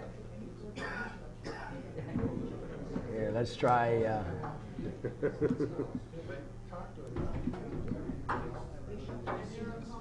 Almost there. Of course, maybe when we get there, you won't be able to see it. 28, 24. There we go. Beautiful. Okay. So anyway, that's the website address. So that's a little footnote that be aware of. I suggest that what I do is I make my own distilled water. And that, you'd be surprised how many diseases distilled water clears up, by the way. Yes, sir. Osmosis water system. And typically a set of filters would last me a year. Water started tasting funny about 4 months after the guy was there, and I had him come out, and he pulled it out. He says, I've never seen anything so dirty. He said, this is unusual. When did you have your water thing changed? I said, about 4 months ago. He said, they're supposed to last a year. Yeah. Well, yeah, and Costa Mesa, I noticed that when you get a very bad taste on some of these water distillers, you still get a bad taste. And I finally figured out that what you do is you boil the water first before you put it in the distiller. Apparently, whatever it is boils off.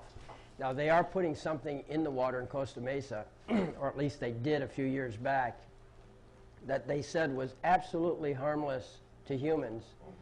But, of course, it was done for sterilizing and so forth of the water. But, however, they told you don't use it in your fish tanks because it'll kill your fish. Yes, sir. Well, they have two things, regular just chlorine gas, kind of nasty to deal with, but it all escapes real fast. Chlorine gas escapes real fast?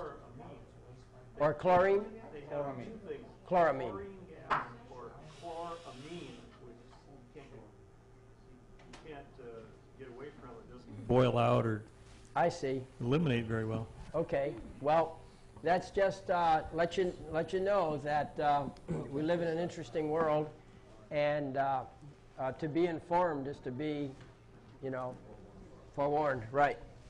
Okay. So you all got this address, right? Yep. All right. Yes, sir. I understand that now the money has chips in it, and that they're putting these RFID chips in almost everything. Right. I understand if you put it in the microwave for 10 minutes, of 10 seconds, that's the end of the chip. Well, maybe that worked, maybe it doesn't. If the chips, if it's actually a chip with transistors and such, yeah, you can destroy it. But if it's a synchronous antenna, then it won't make any difference unless you actually burn it out. But because, see, a synchronous antenna is basically a set of wires of different length that resonate, and when you hit certain frequencies, they'll return back a wave. So that's one type. But if it actually has a chip which takes its energy from the radiation and then uses it to re-radiate a code which is developed by the transistors that are in there, or MOS-FET or something like that, whatever they're using for the technology, then yeah, you can burn it out with a nice little soak in the radar will take care of it. For how long? Just an instant, that's all it takes. Just put it on power. You might be ruining your microwave if you're not careful with it. Yeah, with but you might basically have nothing in it. You might have to sacrifice a bill or two to see the right I read time. one article where the bills were actually catching on fire because the metal would heat Sure. up so fast it would Sure. burn half your bill off. All you want to do is zap the transistors in there. Okay, any other questions there? All right. Well, anyway, getting back to this, we left the subject a little bit, but okay. So you have a research guide, okay? And they have other things like the harmless error rule, okay? Contempt, error in excluding evidence. So all these things relate to a motion in limine, to limiting there. So by the time you get through reading Matthews, you will really have upgraded your knowledge level about motions in limine and how to do in the opposition, or the opposite. If somebody comes up with a motion in limine against you, how to argue against it. Okay? They have other things too. Writ of mandate, writ of prohibition, power of court to amend and control. So I'm just showing you that the resources here. Now you have a procedural checklist. Here's things you need to watch out for when you do a motion in limine. And it gives you the scope. This checklist sets forth the procedure to be followed in obtaining an order in limine without making a noticed motion. Well, there you go. How do you do it without giving them notice? That's interesting. Okay, for the procedure on noticed motions generally, see Chapter 372. And you say identify the facts that are inadmissible in evidence. Consider the facts opposing counsel may refer. Consider whether the motion should address facts even where opposing counsel has not indicated any knowledge. Determine if there's other factual evidence. Determine when and how to raise the issue. Okay, and they refer you to paragraphs where you can read more on this, see? Pretty neat book, isn't it? Make enough copies. Stating the grounds, memorandum of points and authorities, proposed order in limine. See, show you how to put it together.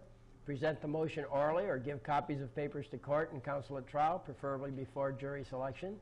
This should be done on the record in chambers with all counsel present. If not familiar with local procedure, check with court clerk before trial to determine procedure for presentation and service of order in limine. Look at that. They always tell you they can't advise you on the law, right? And here they're telling you here, check with the clerk. Again, check with their requirements. Okay? So if the clerk argues with you, take that little sentence there, take that down there and show it. Right? Yeah, if the clerk argues with you, you're saying show them this, but no, I have a better approach. Ask the clerk what their requirements are. Yeah, right. Don't quit That's what you arguing said. with Yeah, right. Okay? Now, finally, we get to part 5, the forms. How to do a motion in limine. Well, you have the basic captions, Superior Court of California. Notice they don't show you the whole thing, but they just make suggestions. Okay, here's the name, the number. Now, you notice this kind of wrapped, all right, because the case number would be to the right, the motion in limine, okay. You have these little, like right up here, you have this little parenthesis. Well, that's supposed to be the parenthesis down the middle, okay, that divides the left and right sides of the paper. And so you put the date, time, and department of where it meets. You have the name, you have the trial date, defendant, they're suggestions. And now they give you the actual text to write in. Put in the moving party's name, and hereby moves this court for an order. And then it tells you, specify, instructing defendant and his court of counsel not to refer to interrogate any witness concerning, comment on, and so on and so on and so on. See, so I give you all these suggestions. This motion is made on the grounds that, and you specify the fact the plaintiff received compensation for his or her medical expenses from a collateral source is irrelevant, and any attempt to convey this information to the jury would be highly improper and prejudicial, and so on. So they just give us examples, and then you sign it. Okay? And the form of motion in limine above should be presented to the judge with copies to all counsel when making a motion in limine on the record. How do you present it to the judge? Anybody know how to do that? Well, if you're standing in the court at the time, you just hand it to them, okay? But basically what that means is you file it. That's how you present it to the judge. You file it. Okay? It goes in the court record because every judge, before he goes into the open court, reviews the record. See, the timing, here's a general rule of thumb on timing. This is just general because you have to check your rules on different kinds of motions as to what the real timing requirements are. But as a general rule, you set up the hearing date 30 days after they're served. okay? If you think it'll take you 3 weeks to find your person, then you set it up 30 days plus 3 weeks. But whatever it is, you get a date set. From the moment of service, they have 20 days to answer your motion. You have 5 days to reply to their answer. That makes a total of 25 days. And then the judge has 5 days to read the whole thing over. You serve, get the answer, get the reply to the answer, and the judge gets it. That's how it works. So he needs those 5 days to review it. So they review those cases. Now, I acknowledge they don't read your papers, okay? That happens a lot. What they do is they assign it to research assistants. Research assistants summarize it, pick out the basic issues, and let the judge know what that is. And these research assistants are all attorneys, or they're going to school as learning to be attorneys, but they're qualified to analyze the cases. But they don't have the understanding that the judge does, and sometimes they miss points you're trying to make. But anyway, that's the realities of dealing with the court system. Anyway, so this gives you kind of the form. This is how you make a motion, okay? So then for discussion of the matters to which the motion may be addressed, see sections 373.12 in the Matthew books, of course, Matthew Bender. All right. Local counsel of court or local court practice may require service of a written motion with a certain number of days prior to trial. Counsel, yeah, and there's another thing.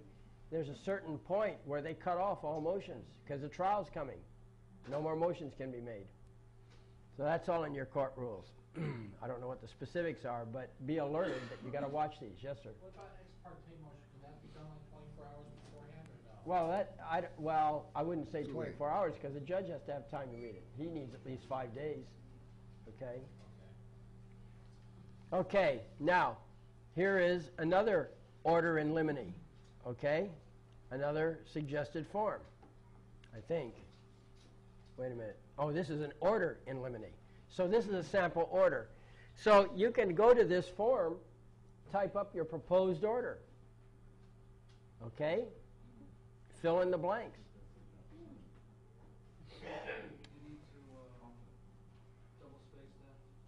Yeah, you put it in the proper form that I showed you on those others. But the important thing is they give you the wording. The language, right. And these are from winning cases. Okay? Somebody won a case using this, and then they took it and generalized it. All right? Let's see what else we got. Well, that's all and then they talk about the use of the form. The form of order above is for submission to the trial judge with copies to all counsel along with the motion in limine and memorandum of points and authorities. Counsel should check with the individual judge's clerk to determine whether a written order is appropriate and the procedure for filing and serving any signed order. See? Another thing on your checklist. Now, this Matthew Bender is not the do-all and be-all of court procedure, but boy, it sure gives you some education. That's why I like it so much. Bill, I notice he uses Deering's. Do you have any preference in West? Yeah. When you're looking up the California codes, there are 2 major sets of books. One of them is called Deering's, because that's the publisher, and the other is West's. All right? I prefer West's. The reason is because I found typographical errors quite often in Deering's. So I quit using Deering's for that reason. It's good to look in both because, you see, these books that they have are annotated, and they don't all refer to the same cases. You see things in one that you don't see in the other. So the cases law is good, but for actual quoting, I quote from West's. Also, yeah, okay, you had a comment. Yeah, why would you? Why do they have, one Deering's and one West? Why is there 2? Why isn't there just one? Well, it's called competition in America. 2 different publishers. They are the survivors from however many there were in the past.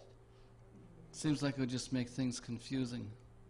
Well, that's one of. If you want a dictatorship, we can get consistency. No. It's supposed to be confusing. That's right. This is one of the disadvantages of freedom. Okay? Buyer beware. But if you can find an experienced voice to tell you what the difference is, and that's been my experience, I've looked up laws and I said, wait a minute, and I look at the other and wait a minute, there's something wrong here. Well, it turns out that West was the right one. And it happened to me enough times I said, I better reconsider Deering's. I was using Deering's because I had the actual book at home. I had bought a used set. But then when I started finding this out, I said, well, I'm going back to West. They are quality when they come to quoting. Bill, I have a question about statute of limitations. For one thing, it's called the statute of limitations. Yeah, in common law, there are no statutes. It's dead. Okay, so if I've got a case that I'm dealing with that's actually some parts are past the statute of limitations, I can get it in common law and proceed with it? Yep, there's no statute of limitations in common law courts because there's no statutes. That's good. Yeah, that's an interesting thing, The beauty of common law, what I like about common law is that it deals with reality, okay? You can get entangled. You can't get back to it. Common law serves the interests of the people. Statutory law serves the special interests of the pressure groups, whoever they may be. Okay? Corporations typically. Yeah. So I like common law, but I also like statutory law. As a general rule, it's reasonable. But, where it fails is in the discretion. Okay, well, that was Matthew Benders on motions in limine. It still goes back. You notice they gave you this little form, but you still have, as they point out, they still have points and authorities. You still have affidavits. You still have notices, that sort of thing. The principles are there. Do you feel like now you understand a little bit about how motions work and how you can use it to ask for anything from the court? Absolutely anything. Now, a little bit, right. Now, a question came up earlier about this idea of, well, how do you find this information? And I want to reiterate the answer here. When you go to you have a problem, and in your heart, your instincts tell you something's wrong. And you want to fix it, whatever it is. The first thing you got to do is define your own problem. If nothing else, sit down and try to write your problem on paper and give it to a teenager and see if he can understand what you wrote. Of course, I realize that's risky. But right, they can't read. But nevertheless, the idea is to define your problem. And then you go, like on the Internet. The Internet's wonderful. We have this outfit called Find Law. And they have cases going back to 1934. Okay? And you look up, just put keywords in and see what cases pop up. I do that a lot. That's how I find a lot of cases that way. Yeah, and you just use your talents, to pick words. But it really, really is a seek and ye shall find situation. And because there is no magic way to research. It's kind of using your talents, your instincts, picking the right words to search on. That's one way, is to go to Find Law, and it's an excellent way. Another way is to go to the jurisprudence books. There's one called American Jurisprudence, and they have a first, second, and third set, I think. I don't know if they're up to the fourth set yet. There's California Jurisprudence. Okay, so they're AmJur and CalJur. And California Jurisprudence, and that's what it says, CALJUR on the spine of the book. You look up CalJur, and you look up keywords in there. They have an index, so if you don't see a heading that way, you can go to the index and they'll refer you to things. And you start looking at the little case notes. They're little short, they're about an inch long, a lot of them, maybe 2 inches at most. And they give little descriptions of what the issue was and how it was decided. And these are wonderful things, and they have them categorized. And they'll give you several cases with 1 point. So you go through these jurisprudence books, and you can find cases. Amazing what you find that relates to what you're looking for. Another source is, of course, Matthew Bender. I mentioned that already. Another source, there's an outfit called Witkin, or the book called Witkin, and it has a lot of procedure stuff in it. You can look there. Witkin, W-I-T-K-I-N. Okay? Witkin. Yes, sir. It's Witkin.com. Oh. They're in San Francisco. Okay. Great. Well, their books are on every law library shelves. But do they have access to the data on Witkin.com? They sell the books a lot of money. Oh, yeah, they're expensive books, but, you know, you can read them for free at the law library. And you can copy them, you know. So there's other resources, and one of your greatest resources, believe it or not, is the law librarian. You go there and you say, here's the problem I want to get information on. And amazing how they'll guide you. This. In Witkin, if you call them, they will say, what's your name and number, and they hang up, and they get back, they check you, and then you ask for negotiable instruments, they deny they have it. Right. Then they come back again, they cover up. It's impossible to get in even with the website. It's covered Well, up. well, you do have state and corporate policies, and sure, they realize that people can take this information and beat them over the head with it. So, obviously, they're showing resistance there. If you're an attorney, you're a little more trusted. One of the things that I found that was interesting, now I took the trouble to become a notary public, okay? And I'm thinking of, I got to do some homework here because I'm really fresh at it. I only had it a few months now, and I haven't had time to research it. But I understand that a notary can make a demand for payment or can refuse a payment or refuse a demand for payment. There's a number of functions in there. And I understand there's a guy around who has made a career out of this thing with being a notary public and being quite successful. So I'm going to check this out. But one of the little side benefits is that because the FBI has checked me out, you know, notary public gets it, they do a background check through the FBI. Well, that makes me a trusted liar. I mean, person.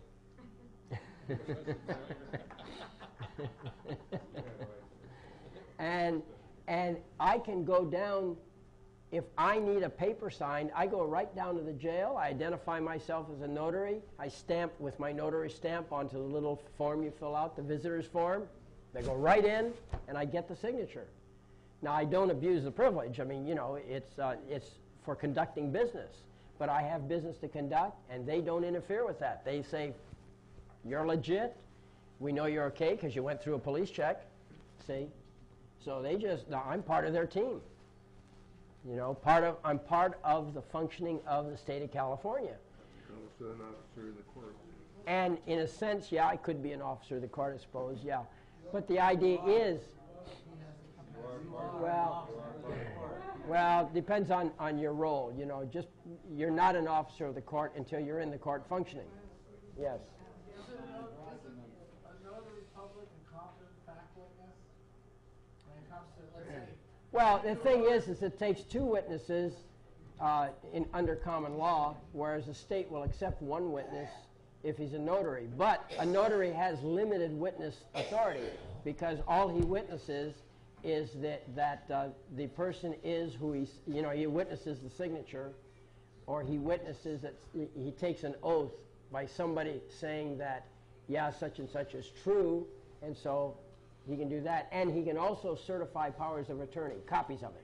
Well, yeah, but you can also do notary presentment, let's say if a You can do presentment, right? You can do denials, for the right. acceptance or, yeah. or So there are dishonor. limited functions, but that's not being an officer of court. That's doing a function, a state function.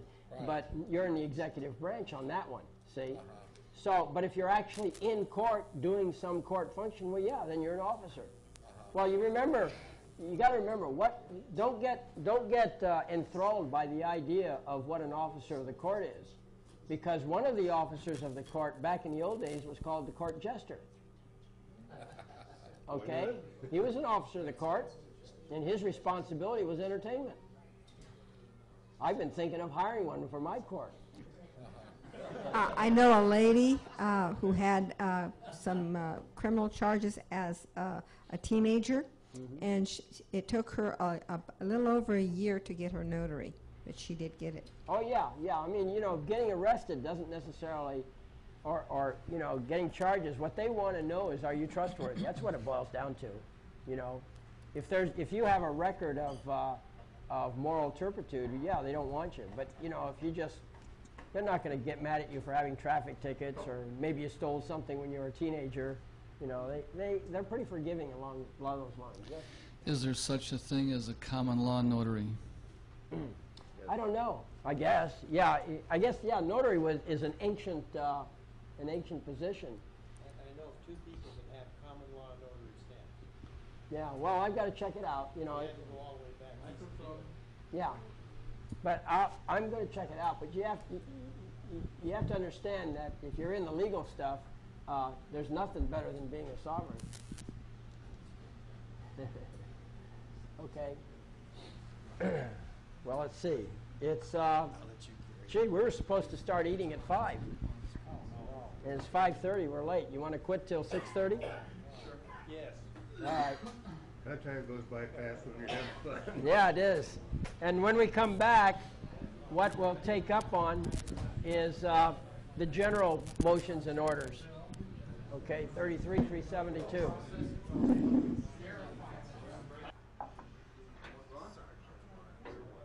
Go? I guess that's what that meant. Anyway, I was down here this morning. I was trying to encourage you people to pay kind of a special attention to Thornton. He has kind of a different style of message. If we get our common law back, oh, by the way, I'm Rotten Ron for those of you that don't know. Oh, yeah.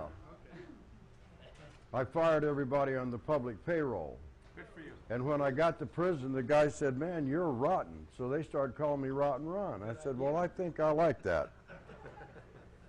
So it's kind of stuck with me. Well, anyway, on this message that Bill's teaching, if we ever get our common law back, which is what he has kind of a different attitude, it's never gone anywhere. But if we that are out here struggling to find America get it back, you're looking at Resurrection Day today. I mean, we currently have a lot of people doing time, right? Mental institutions and prisons.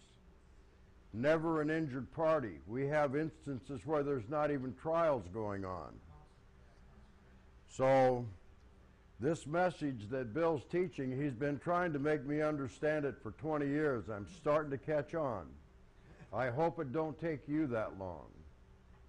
I hope the efforts that we're putting out right now are going to be encouraging for the rest of you, because in a few months we ought to have a very interesting story to tell.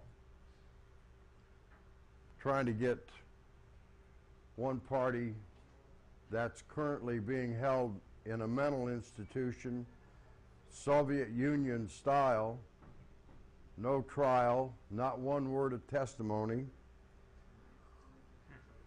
and 3 years. Just do 3 years in the mental institution, and then when you get out, the phony charges that we've got against you, well, we'll bring them to light. And probably the long and short of it is, before they're done with the prison and all of that nonsense, they'll probably be deporting this lady. Well, anyway, the common law has become extremely important to me at this point in time in my life. And if it's successful, you will never probably need any other style of, well, I don't want to say that, because I would imagine when this lady's out, we're going to be somewhere in a Title 42 or a RICO action on 28 people that have tried to ruin someone's life. So you've all been there, and you've all heard all of the speakers and all of the wonderful things, all these years I've been telling people. You read about a case where the Supreme Court says, you guys can't do that. You turn around and try and do that. And it don't work for you. You know, there's only one thing that nobody's ever done. And that's gone back and investigated the structure of the individual. Who was he? What clubs did he belong to? Had he done his UCC? Was he in control of his straw man? Who knows? Did they just throw out a tidbit to drag us in? Well, this message that Bill is teaching is going to teach a lot of government people a lesson that they can bow out if they want. But I'm sure they'll opt not to. But there's just too much of this going on, too many people. I've been at it for I started in October of 1973. I was actually upset a lot sooner than that, but it took me a while to find that there was other people that cared. In September of 1973, I probably had more guns and ammunition than the whole gang here put together. And on my vacation, I just started shooting off my ammo. And my kids said, well, Dad, do you want us to pick up the brass? Because I used to have it reloaded all the time. I said, hell no, forget about it. I ain't going to win this thing by myself, and nobody gives a crap. The next month, I ran into the Orange County people. I got involved with an outfit called Tax Action Council back in 1973. And boy, I'll tell you what a trip I've been on ever since. Well, I'll tell you though, I've been looking for America, can't find it. If it's ever going to be resurrected, Bill's got the only message that's going to do it. Now maybe after, and we know that there are somewhere in this country judges that will chastise unruly servants. It's a damn shame. It all has to be done right. But it's just like the poor lady that's in right now. I don't care how stupid you are. If they don't have jurisdiction, ignorance is not going to be their excuse to move ahead. So we should be able to help other people as this process continues and continues to develop. So listen up very carefully to Bill, my dear friend. Well, it's too late. They've already had a chance to ignore me. Well, are you telling them anything worth a damn, Bill? I mean, it took him a long time to get it pounded into my head what he was doing. So I hope it don't take that long with you people. And it looks like he's got a lot better tools than when he used to work with me. Okay, Bill, it's all yours. Thank you. It's all yours, Peachy. How the hell? There you go. Thank you. Appreciate that, Ron. Ron doesn't. Ron's kind of a. Yeah, Rut and Ron is a kind of a hidden entity here. He's kind of a hidden entity here. Tell you a little bit about Ron. He got arrested one time, something to do with income taxes, I recall, and spent a year in the Gray Bar Hotel. I think it was a year, wasn't it? 1 year? Well, they gave me a year. Yeah. Even that was interesting. The judge says, I sentenced you to 1 year. And I said, well, I want a year and a day because I talked to guys that were already in prison. If you get a year, that's not even considered a sentence. You get a year and a day, you get furloughs and weekends and stuff like that. I said, give me a year and a day. He gave me a year and a day. I got 2 furloughs while I was there for a week. Yeah. But then when they put him on probation, he said, screw you. He didn't want probation. So I had to force him out the door. And he told him, he says, you tell me where to be on what day and I'll be there. Otherwise, I'm not going to screw you guys. Okay? So all you did is you put me in jail because the crime I committed was that I worked for a living. Okay? I mean, he pulled no punches with this judge. He says, yeah, and so then when he gets out of jail, he wouldn't talk to the probation officer. He didn't want anything to do with him, and he told him in advance he wasn't going to. Okay, so this guy they couldn't do anything with. he went to where he'd say on the certain day, whatever it was, and they never showed up, okay? But Ron has quite a history of, quote, commitment behind him. He got committed, which proved his commitment to them, and they decided they didn't want to mess with him anymore. And so, By the way, I wasn't in a common law court or a nisi prius court, or what was it, nisi prius? I don't know, it's an unknown court, whatever it was, the tax court or something, I don't know, whatever it was, but they got you.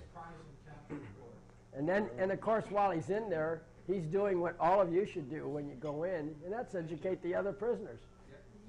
You know, it's an opportunity to administer to other people. That's exactly right. And then you give them ideas, and they go into court, and they raise hell, and they're still in jail, but they're raising hell, you know.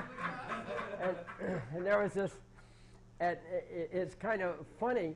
And you know, over in the Philippines, the Japanese took over the Philippines for a while, and they had this deal where apparently some of the Filipinos were not happy about being taken over, and so they'd go out and they'd stir up trouble with the Japanese.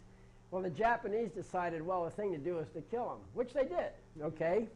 But the problem was is that every time they killed one of these Filipinos, he knew 2 or 3 people that were sort of, you know, upset, but neutral, and then that pissed them off, you know, and the next thing you know, they were out there stirring up trouble. Every time they killed one guy, they created 3, and the problem just grew and grew and grew, and too many Japanese were getting killed, and they had to back out, you know.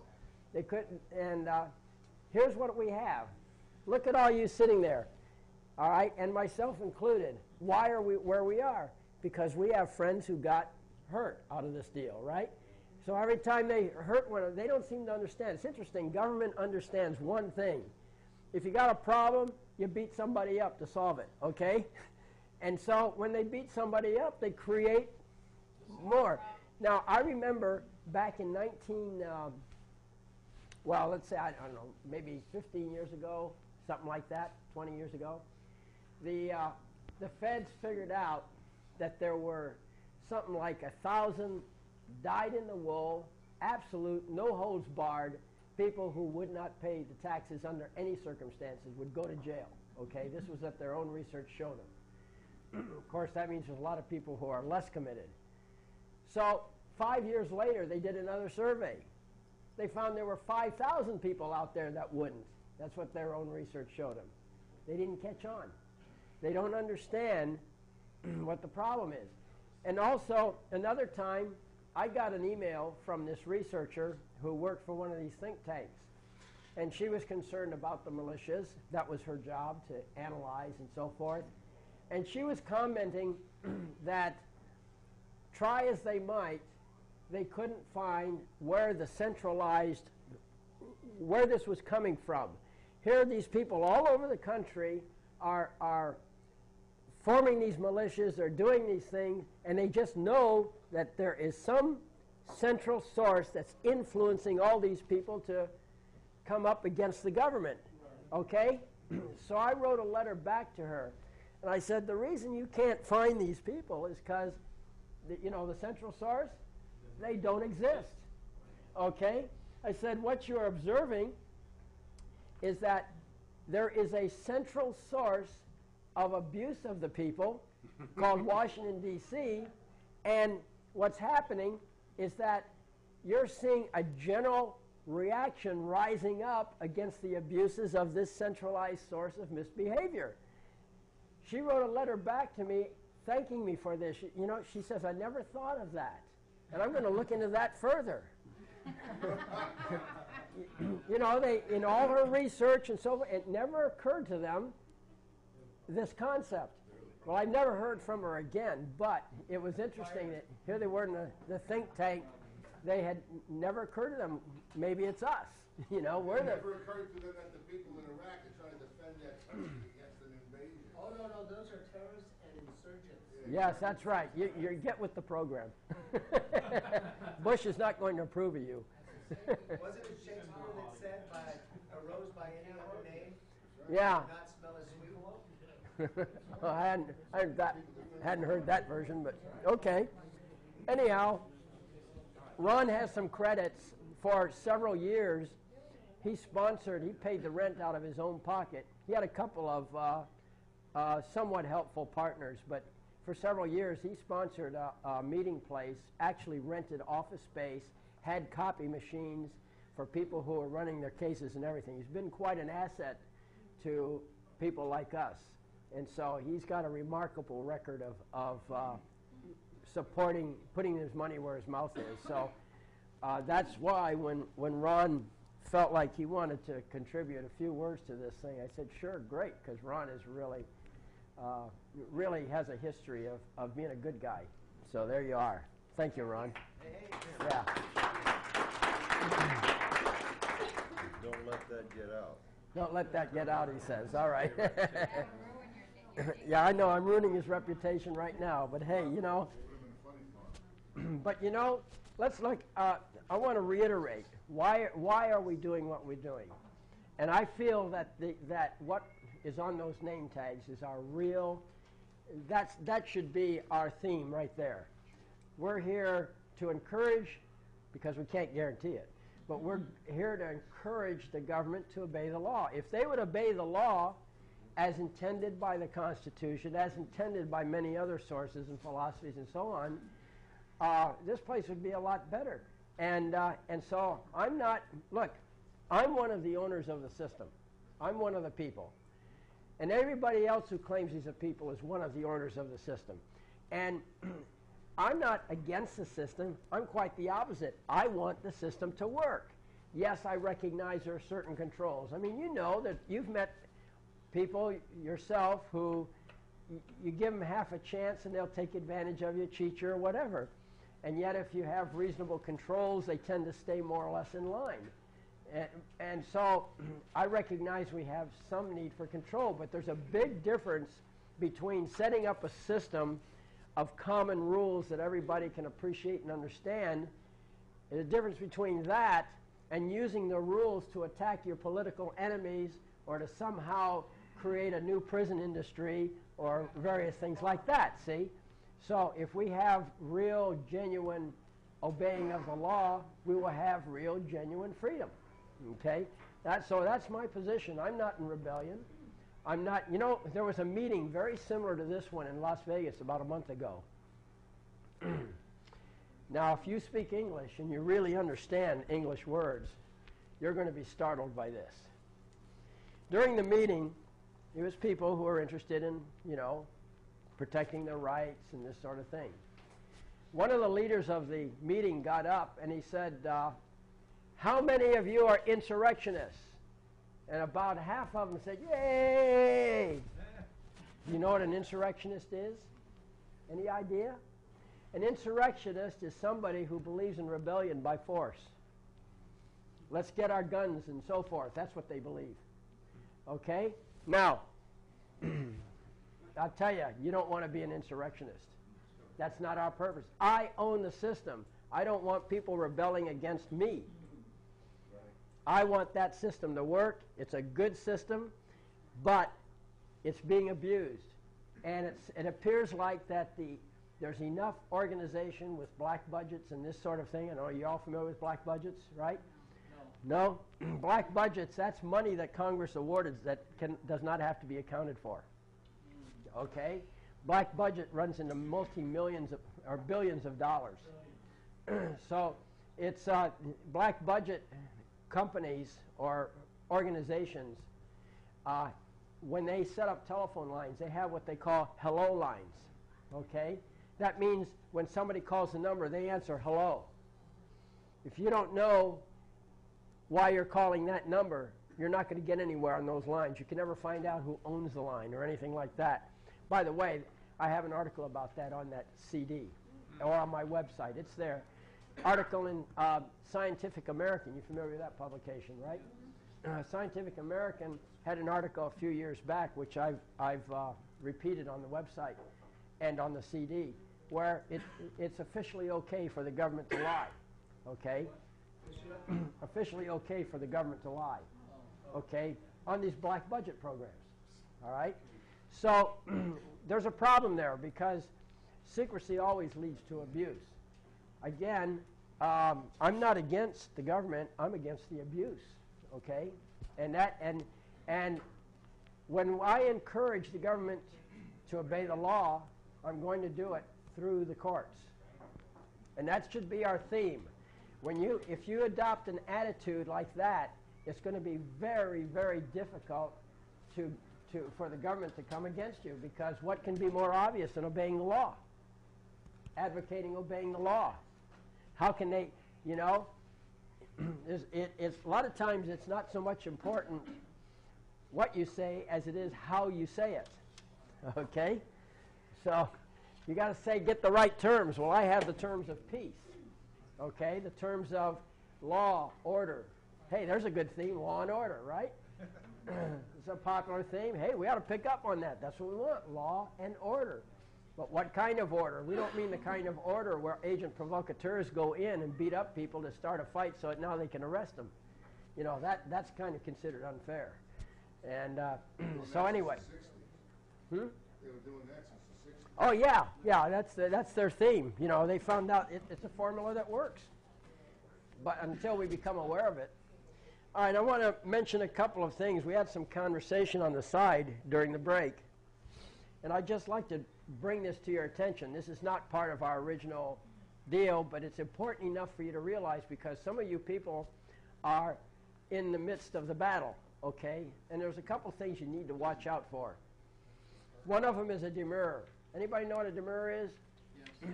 What is it? I mean, so what? No, not at all. Not at all. What's your authority? It's an Demurrer. agreement with the facts. That's closer. That's better. The demurrer, basically, when you get sued and you answer that lawsuit with a defensive kind of answer. Okay, in your defensive answer, you will answer on a number of grounds. One of them is they have the facts wrong, so you challenge the facts.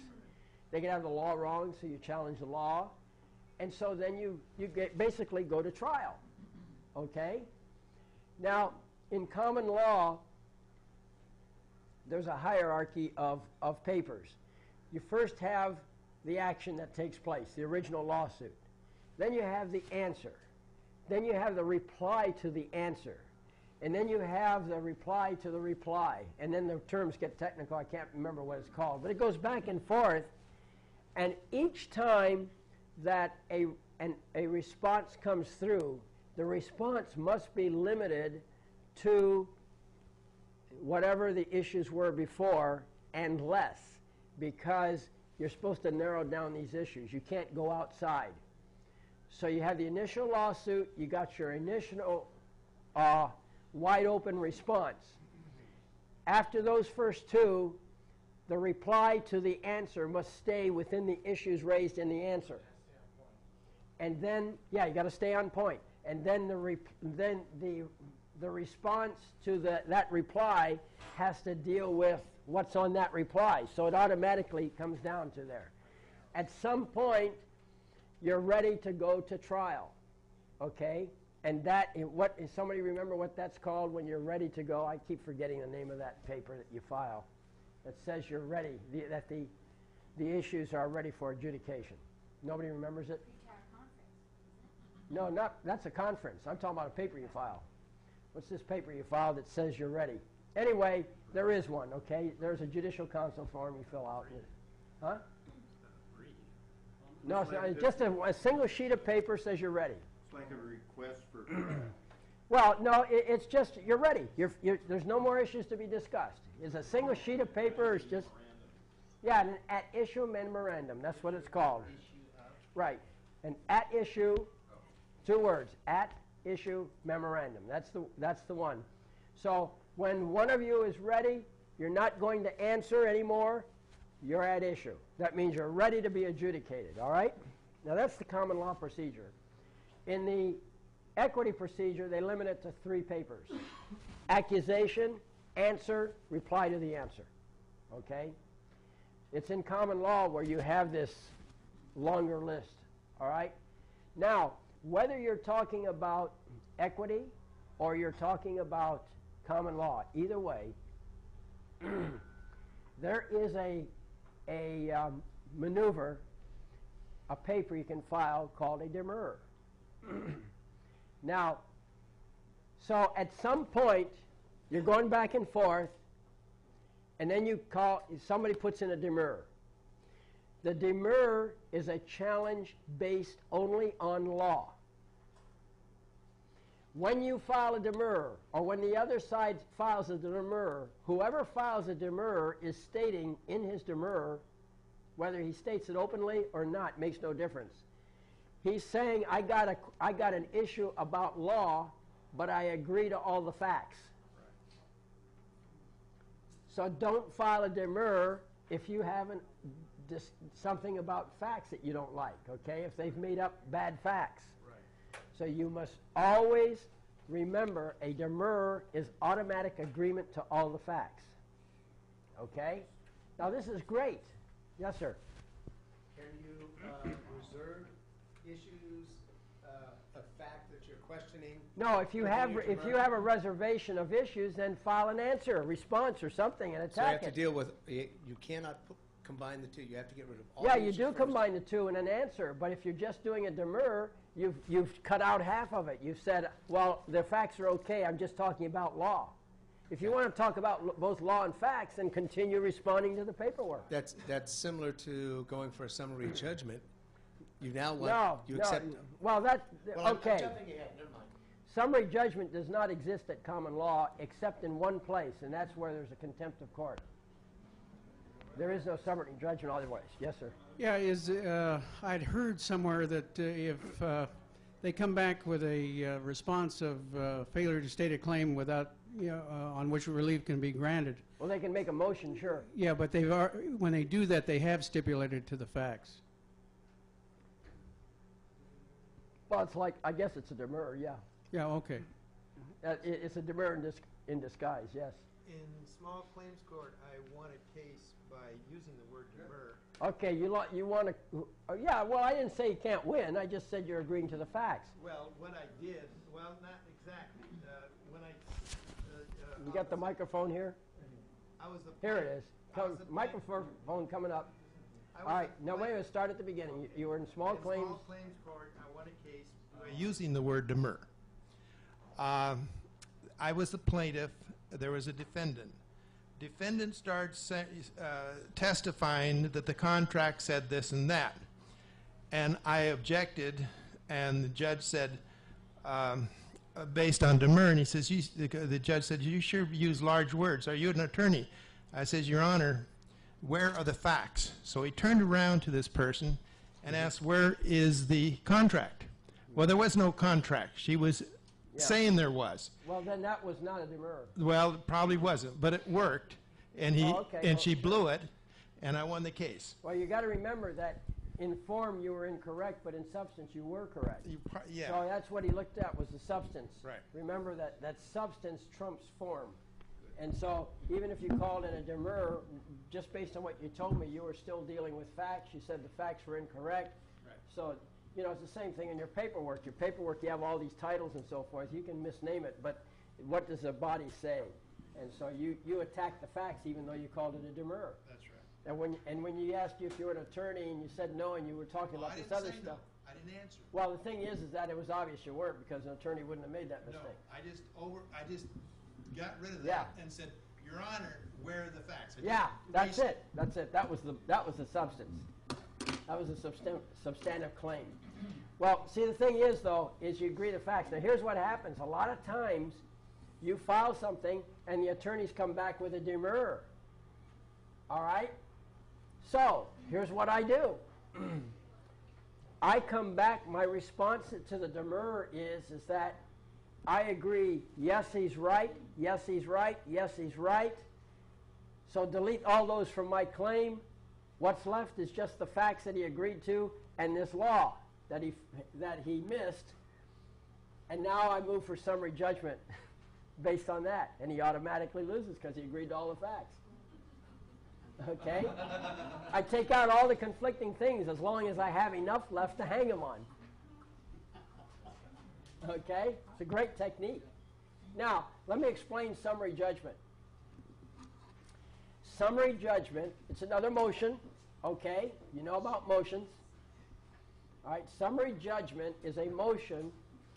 Basically, what you're doing is you're saying, Your Honor, if you're in a regular equity court, you say, we all agree on the facts. There's no disputing of the facts. The only question is applying the law to the facts. That's what a summary judgment is. Okay? Summary judgment does not exist in common law, except in the case of contempt of court right in front of the court. If it happens right before the court, you know, like somebody insults the judge or something like that, that happens, then there's summary judgment, because the court has all the facts. See, summary judgment is nothing more than applying to the law to facts that everybody agrees on. If there's any dispute of the facts, you cannot have a summary judgment. Okay? So everybody agrees on these facts, they apply the law. All right, so summary judgment occurs in equity proceedings. However, in common law, you can't have a summary judgment. But you have something that's very close to a summary judgment. What you do, you have the accuser, you have the answer, you have the reply to the answer, you have the response to the reply. And so it goes narrow downing. At some point, somebody does either a demurrer or, what's that form again? I never can remember. Ad issue memorandum, okay? If it's an ad issue memorandum, the next step is obvious. You go to trial. But if it's a demurrer, the demurrer says, I agree to all those facts, and now we just apply to the law and all the paperwork that filed before. It's like a series of motions in a sense. Okay? Now, when you get to the end of that, either demurrer or ad issue memorandum, either way, the next step is the judgment. No trial. Okay? No trial. Just the judgment when you're at law. At law is very efficient. All right? You don't need a trial. Why? The reason is because the trial was held already. It's on paper. Facts are agreed to. Pardon? Facts are agreed to. Or even whether there's a dispute. It's all on paper. You were having the trial when you filed your paperwork, going back and forth, your arguments. That was the trial, okay, when you're at law. And so the only thing left is judgment, okay? And if they do an ad issue memorandum or if they do a demurrer, that's what you do, the judgment, okay? Yes? There's more. I wanted to ask you about a slap motion. Let's get it closer. I wanted to ask you about a slap motion. Oh, a slide motion? No, it's called a slap motion. Oh, slap motion. Yeah, trying to... The first attorney on this particular thing that I'm being attacked on filed a slap motion. Do a counterclaim. And a demur. And the judge got really pissed off because it's supposed to be filed against corporations, not in reference to a person. Right, because persons have rights and corporations don't. Right. And so the judge, because of the motion... Okay. Stop. Time out for tape change. The judge, because he said that the attorney filed the wrong motion, slapped me with a sanction of $5,000. Well, then what you have to do is you basically have to, are you the plaintiff? No, I'm the defendant. Oh, you should have done a counterclaim, make yourself the plaintiff, challenge the jurisdiction, and now you're in charge. Okay. Well, I need to do that now. Well, it's a good time, I guess. Not to be sarcastic or anything, but yeah, you've got to be on top of it. You've got to respond. And yes, that calls for a counterclaim. And the issue is jurisdiction, and it's your court. Okay, that's the key. You've got to make it your court. You're the sovereign of the court. And then if they do anything, see, that judge is only a judge in their court. But once you challenge jurisdiction, everything's supposed to stop, and the burden of proof is on them to prove their jurisdiction, to prove that they suffered an injury, okay? And you're sitting in judgment deciding whether or not they have jurisdiction. Now, again, don't take that lightly. I mean, put on a good show. Make sure, I've told you all about that. I try to do that from day one. It's like, okay, No, so you're trying doesn't claiming work. this, that, Let and me the tell you other. something. What are the damages? Look, do you have a pencil in front of you? All right, set it on the table. Okay, you got it on the table? All right, now I want you to demonstrate to all of us how you, quote, try to pick up the pencil. Don't pick it up, just try to. I want to see a demonstration of trying. I want you to try. I want you to show me how you try to pick up a pencil. How I try? Okay. Yeah, I don't want you to actually pick it up. Just try to pick it up, try. okay? No. All right, I'll see you. Sure.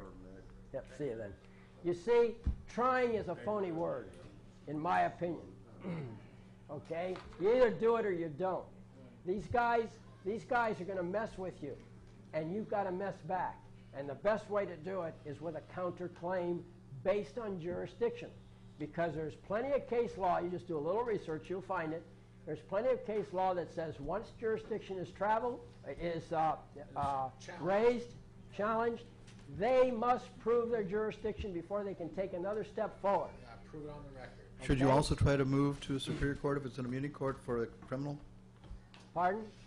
If you have a criminal suit by a city against you and you do the counterclaim, should you also try to move it from uni court to federal court or to federal I think you or could superior? if your counterclaim's more than $25,000 or whatever their limits are, then they lose jurisdiction. They'd have to transfer it. But this is criminal, not civil. I know, but you've connected the two cases, see? It's a counterclaim. Now, the problem you run into is that you're going to try and file a counterclaim, and they're going to say, oh, well, you have to go down to civil and file it. But they're actually wrong. But nevertheless, the ignorance is so pervasive through there, it might be just as well you go down to civil. You still call it in your body. You still make it a counterclaim, and then you start, making motions or orders, issuing orders out of your court to the other court. Or what you can do, here's another trick, is you can move for a consolidation of cases. Okay? Because why? You have similar parties, you have similar issues. So it calls, if you look up the criteria for consolidation of cases, you'll see that justifies the consolidation. Well, I just put in a claim to the city for what they've been doing up until now with violations, which I plan to sue for in federal court, so should I do the consolidation there then?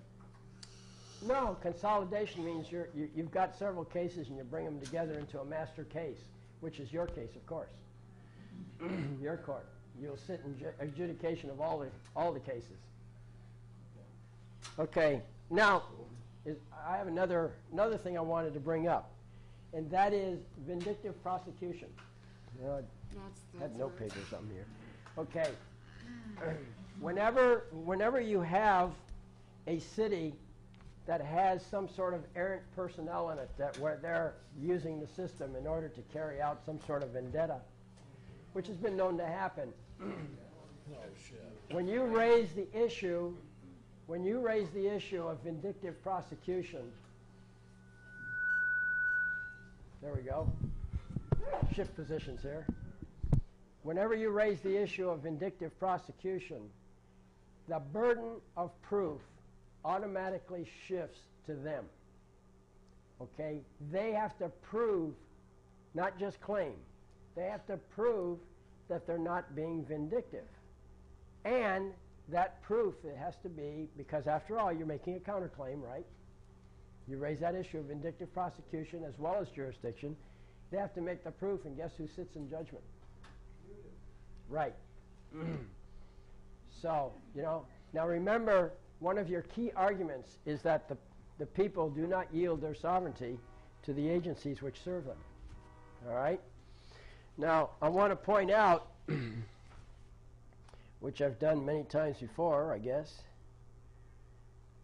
All right, we have here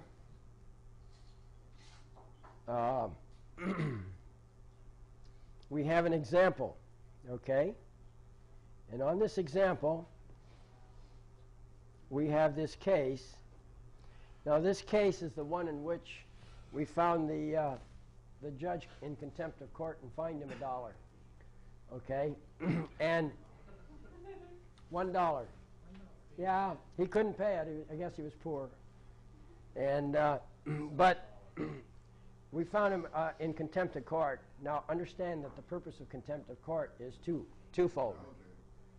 Huh? I suppose so. But the thing is, there's two purposes of contempt. The first one is to preserve the dignity of the court.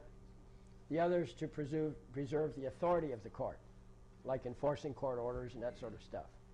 Well, when we found him in contempt of court because he was challenging our authority, the presiding judge removed him from our case and 900 other cases and assigned him to Timbuktu, somewhere else in the county, handling only criminal. He no longer could handle civil.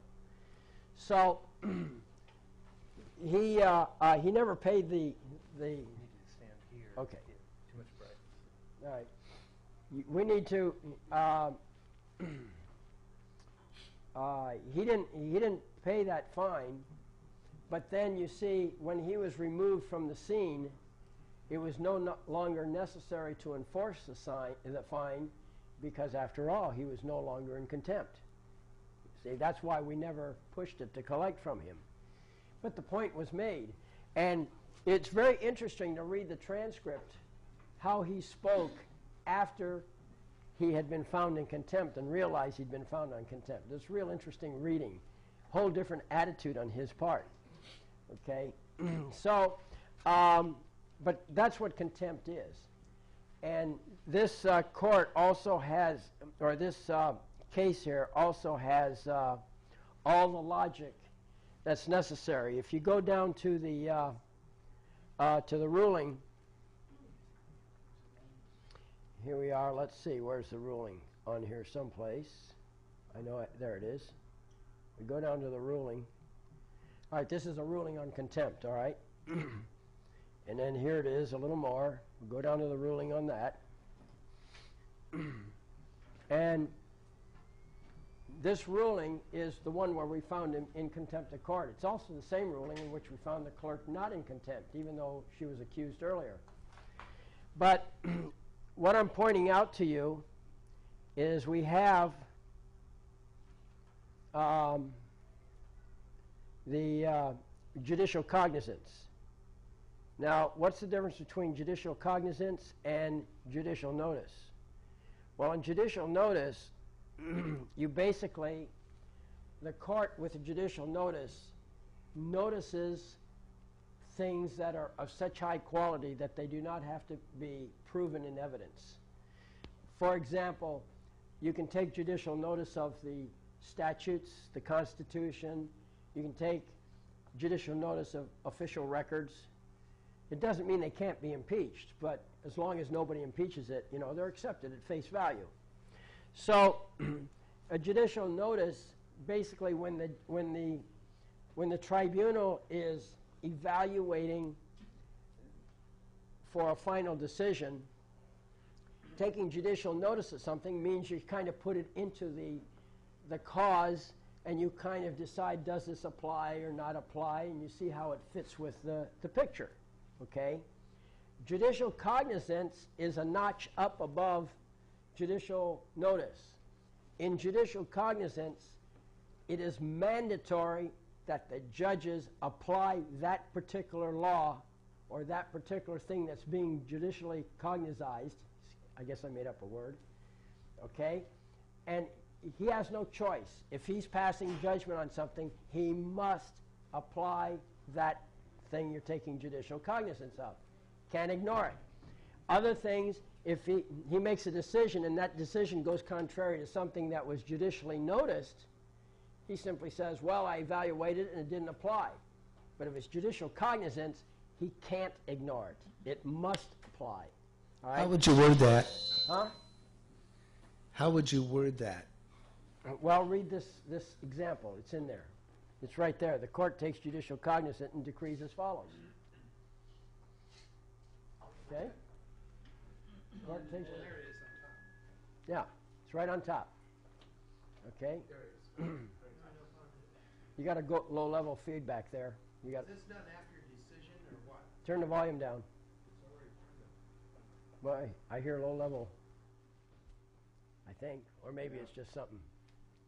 Whatever. Yes. Do you file this or whatever after a decision from the court that you don't think he's? No, this paper is the court itself speaking. This is a decision. Well, this is not the court of record. Yeah, it's court of record, but the court's making a decision. The action's over. It's now a decision. This is the paper that was filed. Oh, then you file it. This is the actual decision, right? Let's take it to the top. I see it. All right? All right. Right there. Got it. Ruling regarding motion for contempt. One of the parties made a motion for contempt. He says, this guy's in contempt. Here's the reason why. The judge said, or not the judge, but the court. Right, the person in suit of the sovereign. The court said, you're right, he's in contempt, and here's our ruling. So you got a summary. It's written in a style very similar to what the Supreme Court does when it writes rulings. You know, you tell the story. What happened? Why are we here? How did we come up, our reasoning process where we come to a conclusion. All right? So this ruling has everything you need to know about why it is you outrank the judge. It has all the information. You should study this. This is a real complete picture. This one ruling tells the whole story. And you know, when we started this case, we never expected to have this jewel show up. I mean, we made it, we created it, but we created it out of the situation. We've issued orders many times, never had them challenged. This time the guy issued a second order. First judge to issue a second order. Okay? But the second time he knew better. So now he's in contempt. First time we gave him a free ticket. We just issued an order vacating his order. But the second time he knew better, so we found him in contempt. Because he was in contempt of our court.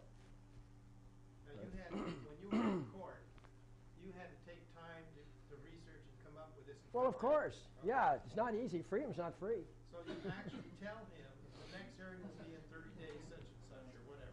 Well, whatever, but the thing is... Our court is going to convene here in 30 days on such a day, such and such a time. Yeah, well, I'll tell you, we made it real easy. We scheduled the hearing for the next conference. In other words, they had set a date, so we made it the same date, so everybody would be in the courtroom, whether they liked it or not. Okay? They thought they were there on judge's orders. They were actually there on our orders, but we don't quibble. So, but the thing is that this is a motion for contempt and a ruling on it. Yeah. Now, I gotta entertain you with something here. This judge had repeatedly, and we had it in transcripts, we had it, lots of examples. He repeatedly tried to invoke California rules of court, California statutes, okay? And this is at law. So the only law that exists in this court is the law that's decreed by the sovereign. But he was insisting on California rules all the time. So here's what we did. See if I can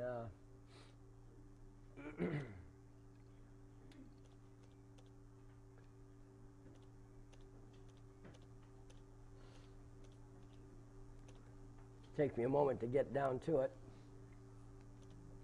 I'm still in the judicial cognizance section. Let's see. Yes, take me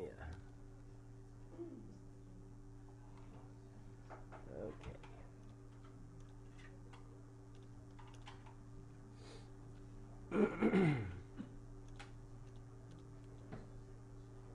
Okay, here it is. You'll love this. Listen to this one carefully because this is entertaining. So anyway, in this instant question, the magistrate unduly chose to personally bypass all procedure, direct the court deputy clerk to reject the first amended action, and then sign the accompanying pre-printed order without proper hearing or notice to any of the affected parties. That exceeds the jurisdiction of a magistrate who only possesses ministerial authority separate from the authority of the independent tribunal of a court of record. On more than one occasion, the magistrate has indicated his preference for California rules. So be it for his cause. This court, for purposes of accommodating the accused's choice of law, adopts the California Code of Civil Procedure as it relates to contempt of court. Let there be no doubt as to the justness of this proceeding for the accused.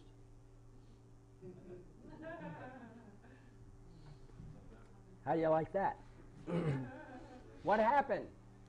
What happened was the court, didn't I tell you, you got to put on a good show? How better could you improve a show than by accusing somebody, determining what law system he prefers, granting that wish, and then convicting him on his own choice of law? How could you be more fair than that? Right? That's what we did. We suspended the entire common law system by sovereign prerogative, okay? Brought in another legal system, totally independent. This is your choice, man. So then quoted all the statutes and codes and whatever, convicted him, then throw that out and bring the common law back in.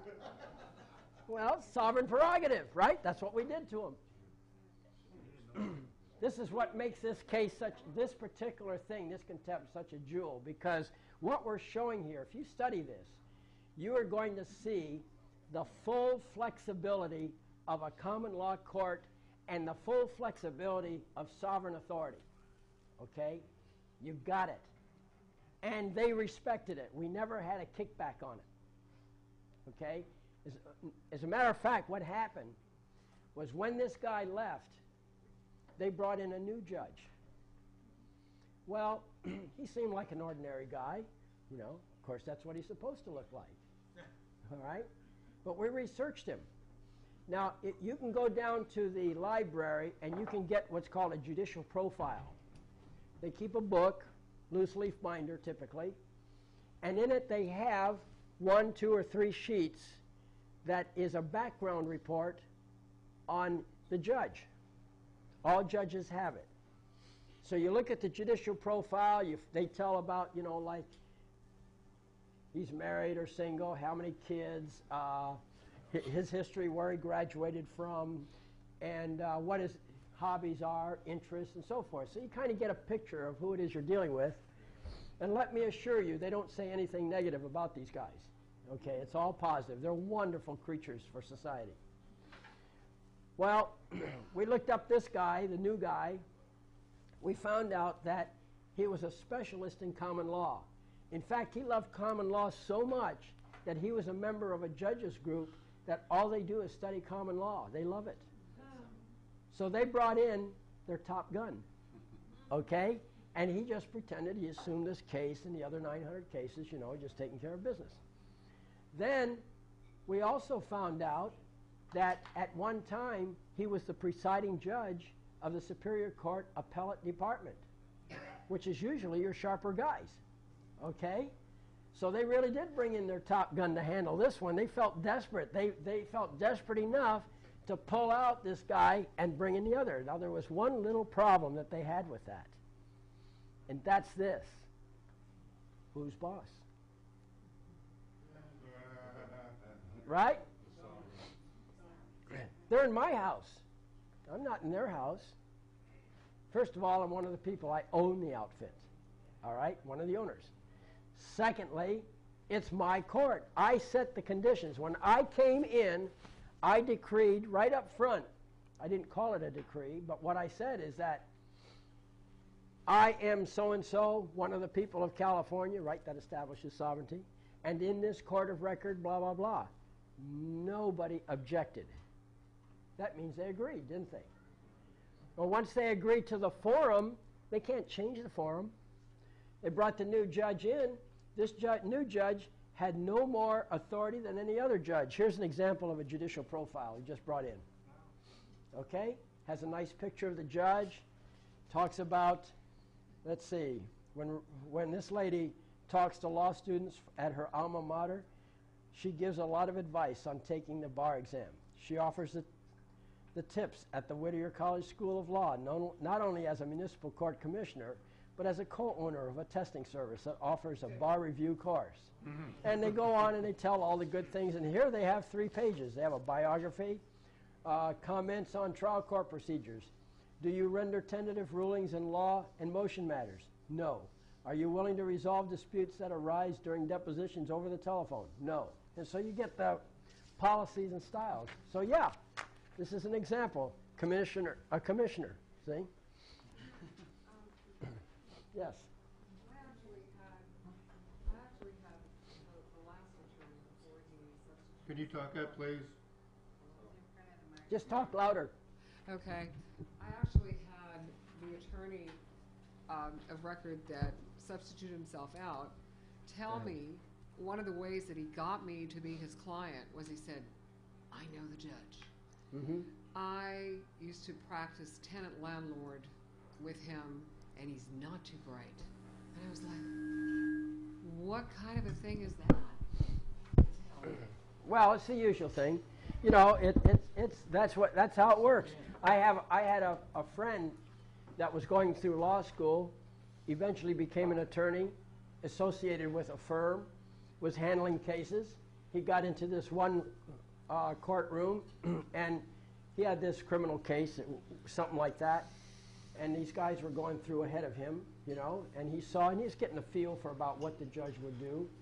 And then when his client came along, the sentence was like 4 or 5 times as long. He said, wow, what happened? You know, I mean, he wasn't last thing expecting because he just had his case wasn't any different than the other cases. Well, he found out that what happened was that the law firm that he was associated with, one of the partners had run in an election against that judge. All right? And as soon as he found that out, he disassociated himself from that law firm, went to a different law firm, and things got back to normal. Okay? Yeah, that happens. That's politics. And he later became a commissioner in the LA court system. I thought, hey, this is great. I'm going to go talk to him. He's really a nice guy, actually. He didn't know beans about law. Jeez, I gave up on him. Yeah. Where or how do you find out if an attorney is practicing legally? Like a profile on attorneys, can you? Well, I don't know of any, but you know, Martindale Hubble says, okay, that they have some profiles, yeah. And that's the set of books. They're about this high, this wide, about yay thick, several volumes. Heavy, good for exercise. Right. And yeah, law library. All libraries have them. Right. So check that out. But you know, it's tough. All right. So we got any other questions? What did she ask about how you can check an attorney? Yeah. Go on the internet. Yeah, it's another way. Sometimes they have them on. I'll tell you. Bar association. But Yeah. they put all the good things there. Right. Well, here's what I did one time to check out an attorney, because he was an attorney that had some experience, had been around, and had involved in a few cases that got onto appeal. And so I checked him out by looking at the appeal, going to the Court of Appeals website, because they're having that sort of thing now. And I looked for the attorney's name, and up popped every case that he'd been on. And then I read the cases and what the arguments were. And then I got a feel for why he lost all those cases. Okay? But that's what you do. So, you know, it's seek and you shall find again. Yeah. But, okay, so, But ask and you shall find faster. well, of course, if you can find somebody to do your work for you, that's great. So, okay, what's next? I'm kind of in the question and answer period. We're winding down. Do you have any references for wonderful researchers like yourself? It's not available. Any references for what? For wonderful researchers that can look at... People, you mean? Yeah. Who you can go to for research? Yeah. Uh, That I look at the case and find every I that's not dotted, You that's not crossed. are your own best researcher. All right? You're your own best researcher. And nobody's as interested in your case as you are, all right? And yes, you can do research, you can hire somebody, but it's never the same quality. And remember, it's expensive. You want to hire somebody, I mean, a good researcher is worth $75 an hour or $100 an hour. Oh, yeah. Well, you know, if you got the money, great. You know, but When's your next talk and where? I don't know. I haven't planned one yet. What would you like to hear about on the next talk? Hopefully you got your money's worth this time. Whatever you didn't talk about this talk. Well, when we left for dinner, I don't know if we covered it actually, but we were going to talk. You were going to speak on general motions and orders. oh yeah, did I drop the ball on that? Yeah, let's go back. That was again Matthews. Okay, and all right, we go to law notes, and then we go to procedure, and then we go up to motion example, and then we go to no, I guess it isn't that, is it?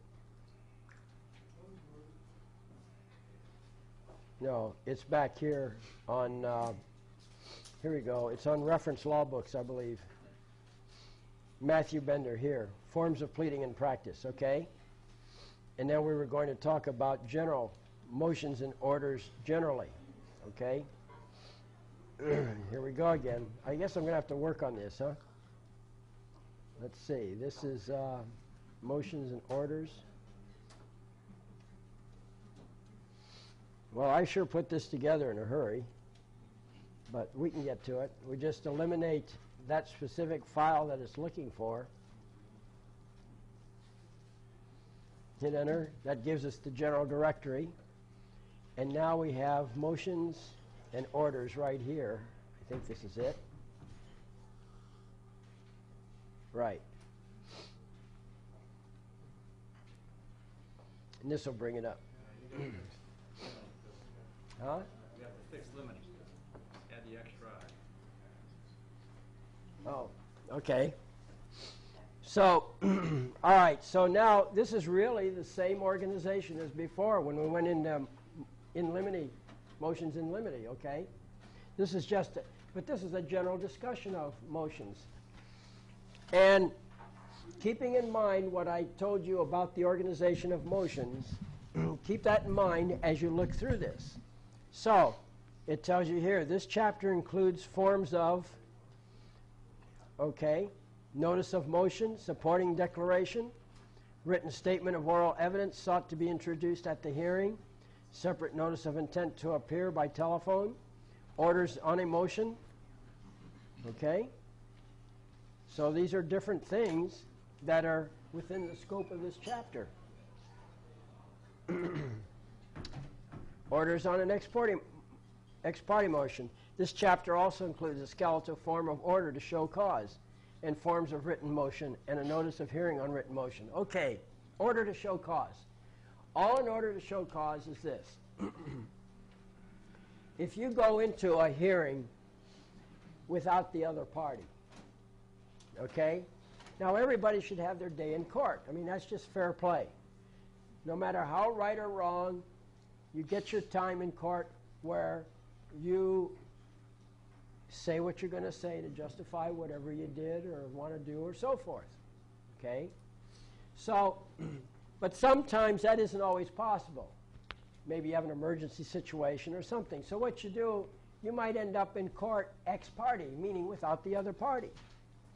Now, sometimes a situation comes up where it's so important, so timely, that we don't have time to go through the normal channels of putting together a motion and then having the other person respond a month later, you know, that kind of thing.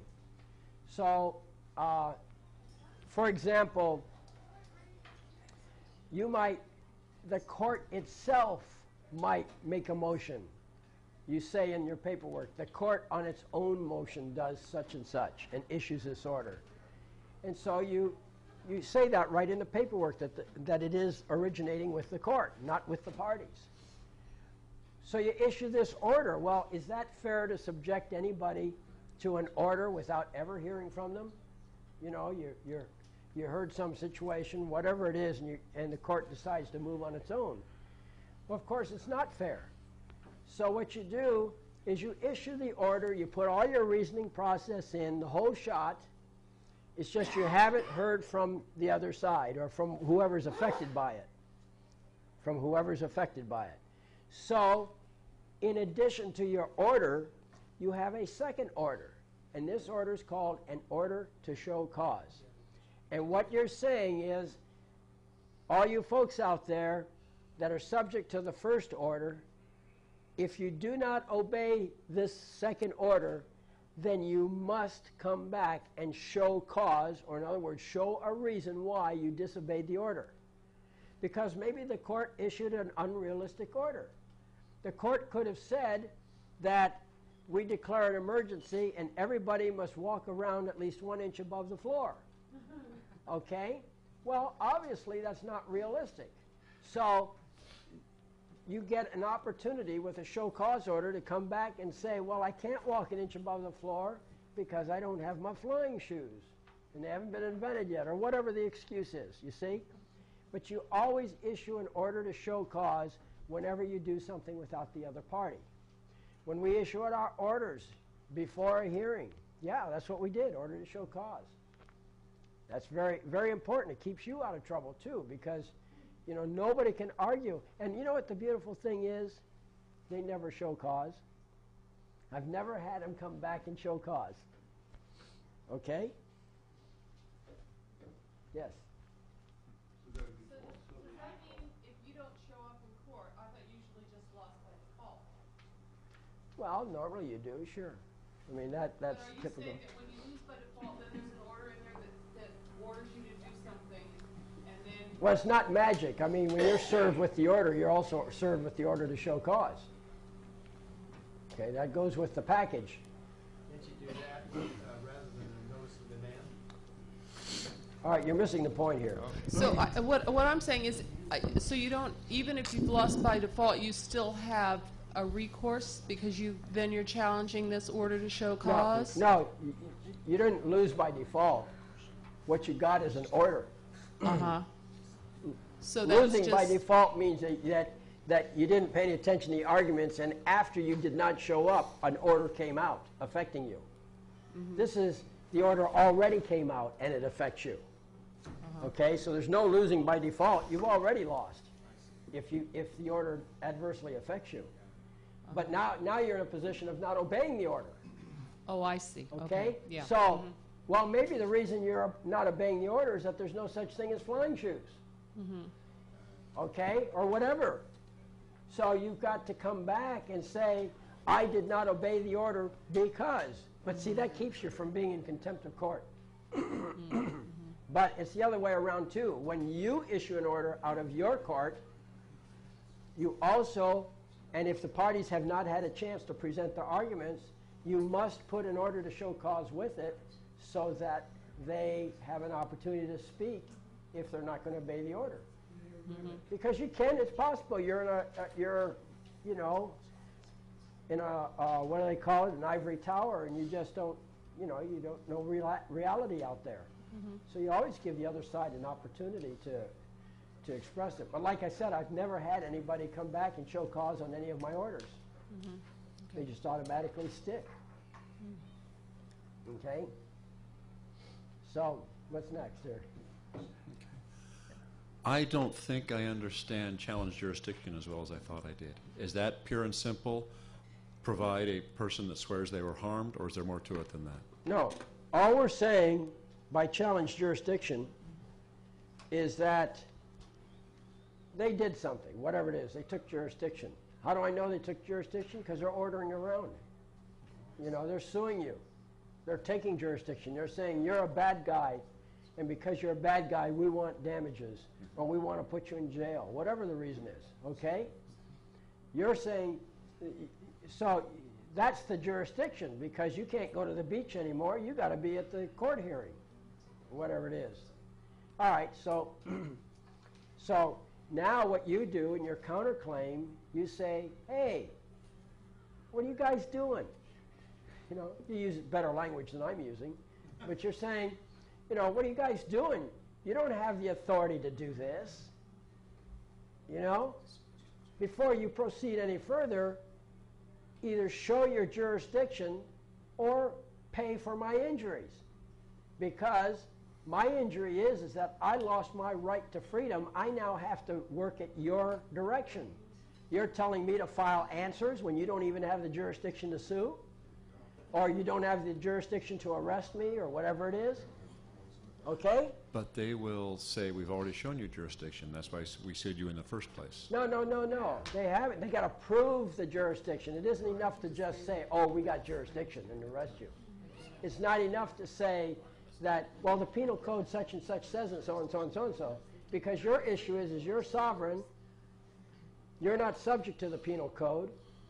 Okay? Is it an act of treason to go against the sovereignty of the state? It's a good question to ask, you know.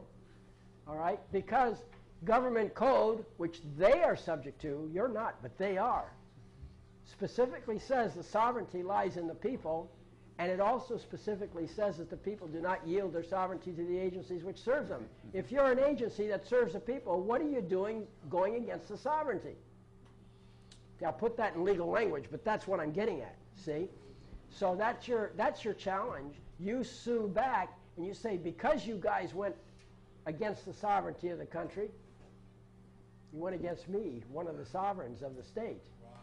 You are committing a treasonous action, or could be, depends on how strong you want to word it, you know, and you say, you've injured me by this action of yours.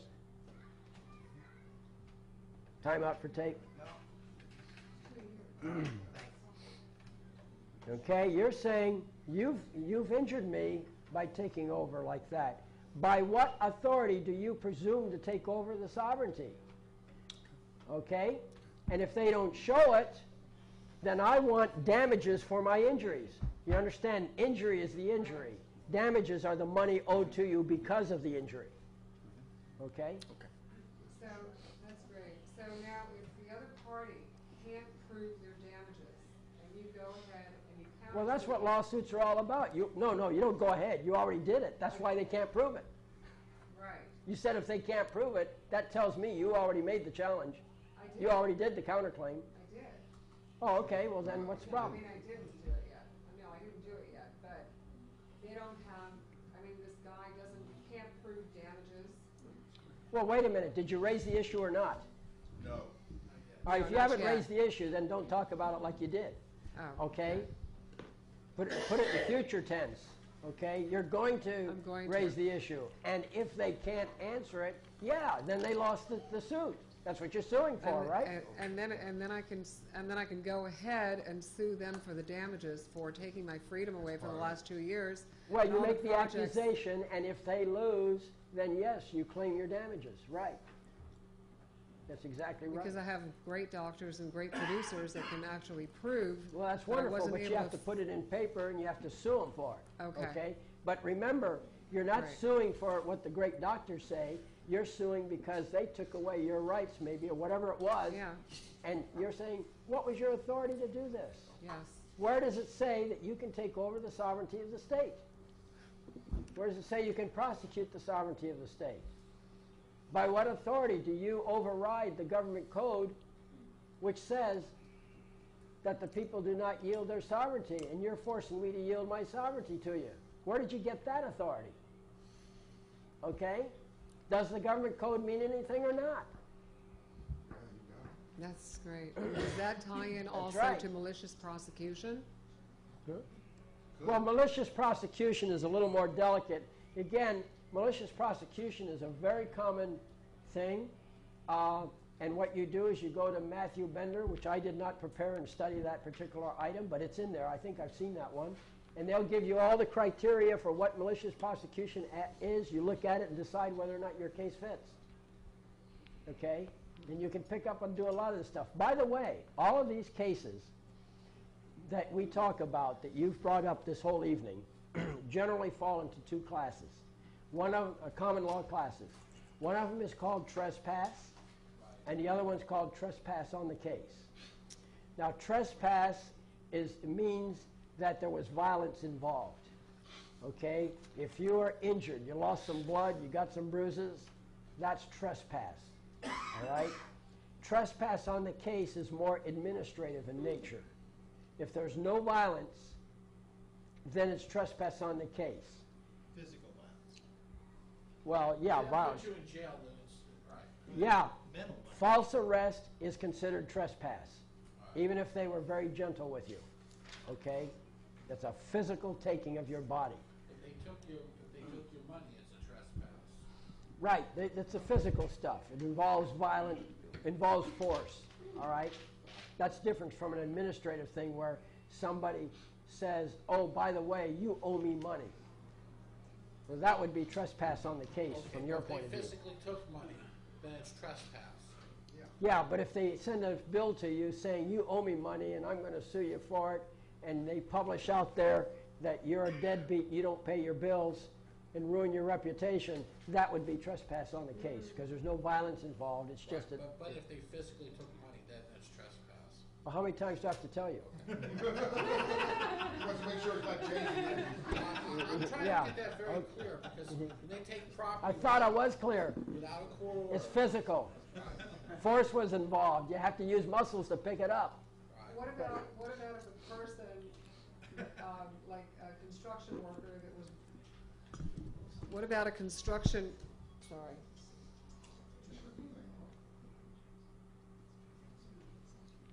What about a construction worker that actually assaulted me physically? Sounds I like was violence working to for this me. That's guy. trespass. And the city attorney awarded me that. And there's a police, I believe there I are mean, actual how many times do I have to pictures. tell you? Yeah. Physical Okay. violence is trespass. Great. Okay? It's such a great case. Well, if you have such a Why great. have I been so freaking persecuted? Well, because it sounds like you had people that are not on your team. They're against you for whatever reason. I don't know. You haven't told me enough about the case for me to. I can't read your mind. You know, I mean, basically, if you got trespass on the case or trespass, that's for you to decide. Where's the violence in this? And where's the physical action as opposed to administrative type or non-physical? Ruining your reputation is non-physical, but putting you in jail is physical. Okay, taking your property is physical. That's the trespass. And you've got to determine, classify these things, but you always sue for both anyway. If it doesn't fit one, it'll fit the other. Yes, sir. Okay, to research more vindictive prosecution as opposed to malicious prosecution, we can't really go into the civil stuff from Bender, forms of pleading and practice and P&A, because that's civil. This is a criminal complaint the city is trying to do. So what we do, go into Witkin criminal procedure, or? Well, Witkin criminal procedure would work, but so does Matthew Bender. They have criminal stuff in there. Get the civil first and then go to the criminal? Well, I don't know about that, but why not? Or does Bender have criminal? Which one can you move fastest on? You know, do your research. Look up both. You're in the library, right? I mean, I don't want to sound petty about this, but look, you got to look and see. I don't know which would you do. You know, I'm going to slide under a rock and disappear when you start asking me questions about what to do in your case, because you never give me enough detail. I'm giving you some general theories. Our whole evening here, by the way, and what I prepared for was to answer specific questions about form of motions. Now, we got a lot of side issues in there too, but I didn't come prepared to answer those kinds of questions. Okay, you can't know all the answers on everything, but I did prepare for motions, and here are the physical things, and here's the resources for the motions. Yes? So how long did you educate yourself before you tried your first case? I didn't have a chance. I was pushed into it. Right. I know. Okay, so, you know, I mean, everybody gets desperate once in a while. So you went in there completely blind and then had to started educating? Well, what happened is that I had a cause. I had a dying father, and people were doing things that affected his security, his life, his home. And so I was there to try and I was really after to stabilize the situation and take the worry, the load off of his mind. Okay? And so here's these clowns out here just trying to make life hard for him. All right? Well, and all out of greed. All right? These people that were taking care of him got him to sign over the title. overdosed him with actual prescription drugs, had the paramedics taken to the hospital, and while he's in the hospital, they sell the home and disappear with the money. Okay? Now, in anybody's gut, you know that's wrong. But when you go to the court and the court tells you that they're leaning over backwards to give you the benefit of the doubt because you don't have an attorney, and then you keep losing the motions and things, that tells you that the courts are not working as advertised. So, and you're in this constant battle of they hit you with a motion, you're trying to live, and you're trying to handle the case at the same time, and you're trying to learn at the same time. So, life is tough. So you meet the challenge, okay? You have to rise to it. If you're going to spend nights without sleep, that happens. And so you go, you do it, and so I had a great opposition attorney with absolutely no integrity. And he did everything, and boy, he kept me running. Well, that's how I learned. You know? Trial by fire. Yeah, you know, there's a story about this guy. You get a lesson from this, okay? There's a story about this guy that he wanted to be a great swordsman. This took place in ancient China, I guess it was. So he goes to the man who had the big reputation for the best swordsman in all of China. So he goes, he says, I want to be your apprentice. And the swordsman says, go away, kid. You don't know what you're getting into. Just go away. Well, he's persistent. Took him about 2 or 3 years, but he finally got the guy convinced, yes, he was serious. He wanted to be a swordsman. So finally the swordsman says, look, I'll take you on as an apprentice, but only if you do exactly everything I tell you without question. You must obey every instruction, okay? So yeah, he wanted to be a swordsman. He says, all right, he says, here's your sword, wear it at all times. For the next 2 years, that's all he did. He washed the dishes, he cleaned the house, he did all, or cleaned the cave, I guess it was. But he did all this stuff, and he's wearing this dang sword, and 2 years, nothing. When are we going to learn, you know? You said you're going to do everything, you're going to do it. So he had to live 2 years with this sword. Well, what happened? It became a part of him. After 2 years, he's doing his work, as usual. All of a sudden, bam, he gets hit by the flat of the blade from the master. What was that for? He says, you weren't on guard. Okay? And from that moment on, for the next, 3 years, there was no peace. He was under attack all times, day and night. Okay? And that master just harassed him to death onto this. Well, eventually the master died from old age, and he became the new master swordsman of the country because he lived and breathed it, and he just was, constant. It's what you have to be a good swordsman. Well, same thing happened to me with law. Every moment this guy's throwing motions at me, and by the way, I was throwing motions back at him, okay, because in my research and defending against his motions, I found stuff to go after him. And so I was moving for consolidation of cases, I was moving for contempt of court, I was doing all sorts of stuff, but I was always depending on the judge, so I always lost. But at least that's how I got my education. So I learned to be versatile because of the heat of the fire of the courtroom. And this is what you've got to do. You want to learn this stuff, I come in here, I'm very glib, okay? I make it look, oh yeah, we do this, we do that. You've seen speakers like that before, right? Well, I'm just one more in a long chain of speakers that's glib about things. But I'm giving you one thing that's different than all the other speakers. I'm telling you what the next step is when you walk out of this room. And that next step is you absolutely must link together. You've got an issue you keep talking about, you've got an issue, and so forth. Gather up other people who are here. No one person is going to remember everything that I said, okay? You have what I call a group mind. So one person is going to remember what the other one forgot. And as you explain it, you remind each other. That explaining process crystallizes things in your mind. There is no way to learn a subject better than to teach it. Okay? A doctor, when a doctor goes through school, medical school, he gets through the routines and so forth. Now he gets into residency. The doctors have a saying. They say, see one, do one, teach one. And what they mean by that is, let's say you're learning surgery. You see how it's done. Then after you see how it's done, you actually go in and you do one.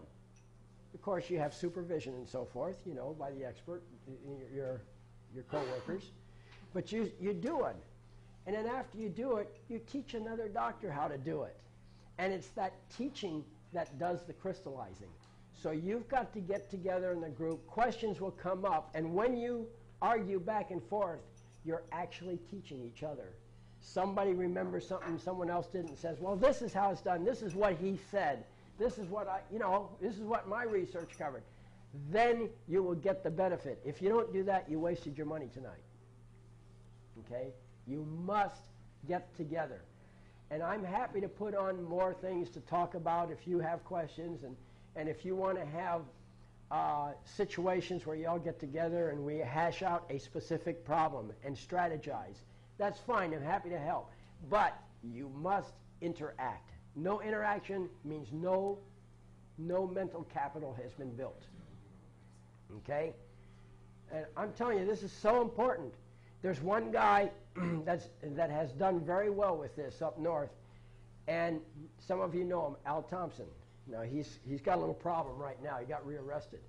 Okay? Yep, yeah, he's been rearrested again. And no, about 2 days ago.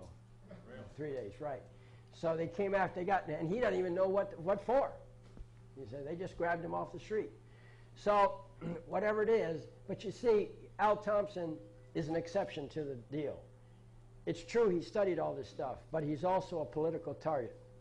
They don't want him for the money. They want him for the headlines. See, he's become a big enough name in the headline business, the newspaper business, that anything happens to him, he's in the headlines, okay? He's been on 60 Minutes. So this guy has got a special problem, which I don't know if we can help, because, you know, the powers that be do know how to break the law if they're desperate enough. And they're desperate, plenty desperate with Al Thompson. So he's kind of an exception, but he has done very well. He's quashed subpoenas on his own order, you know.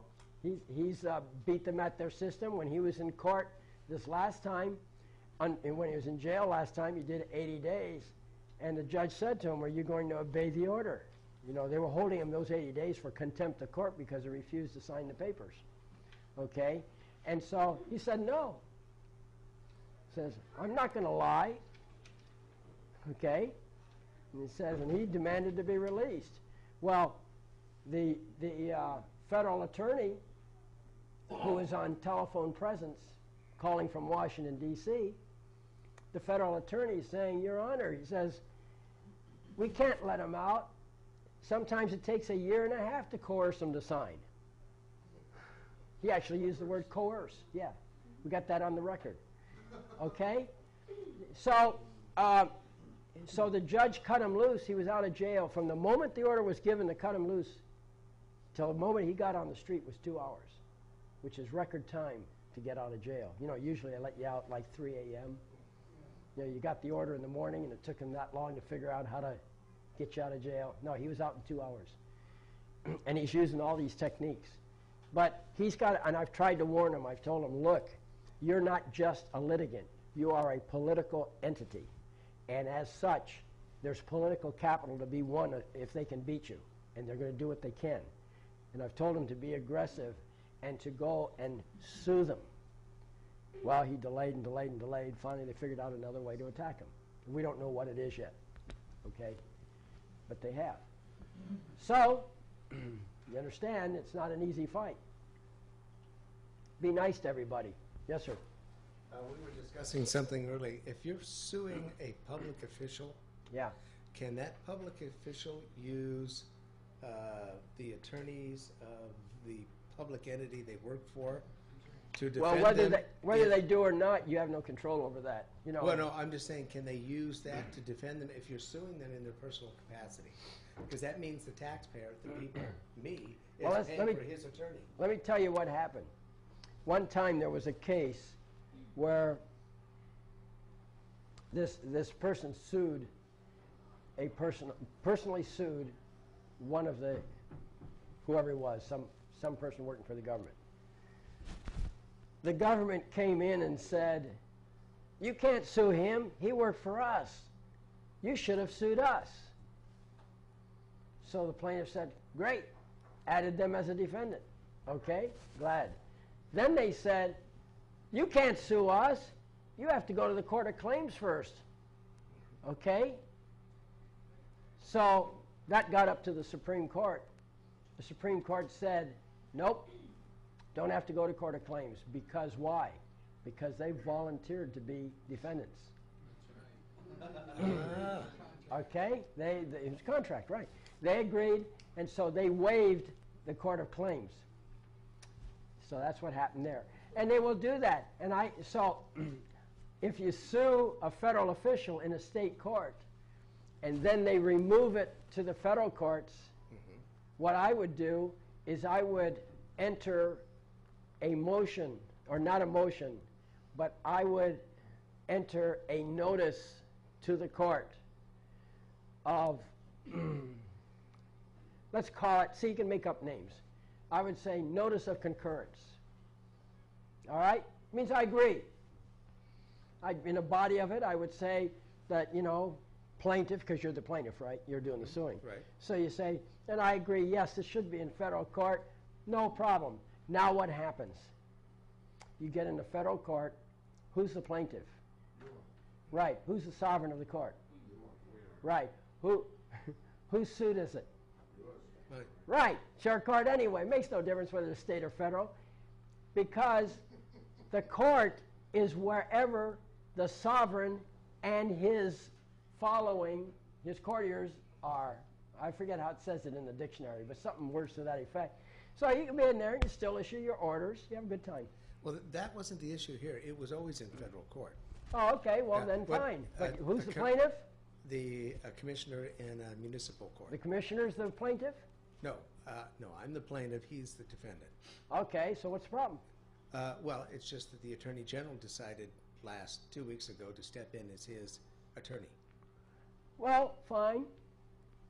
Now, let's say he steps in as his attorney. Mm-hmm.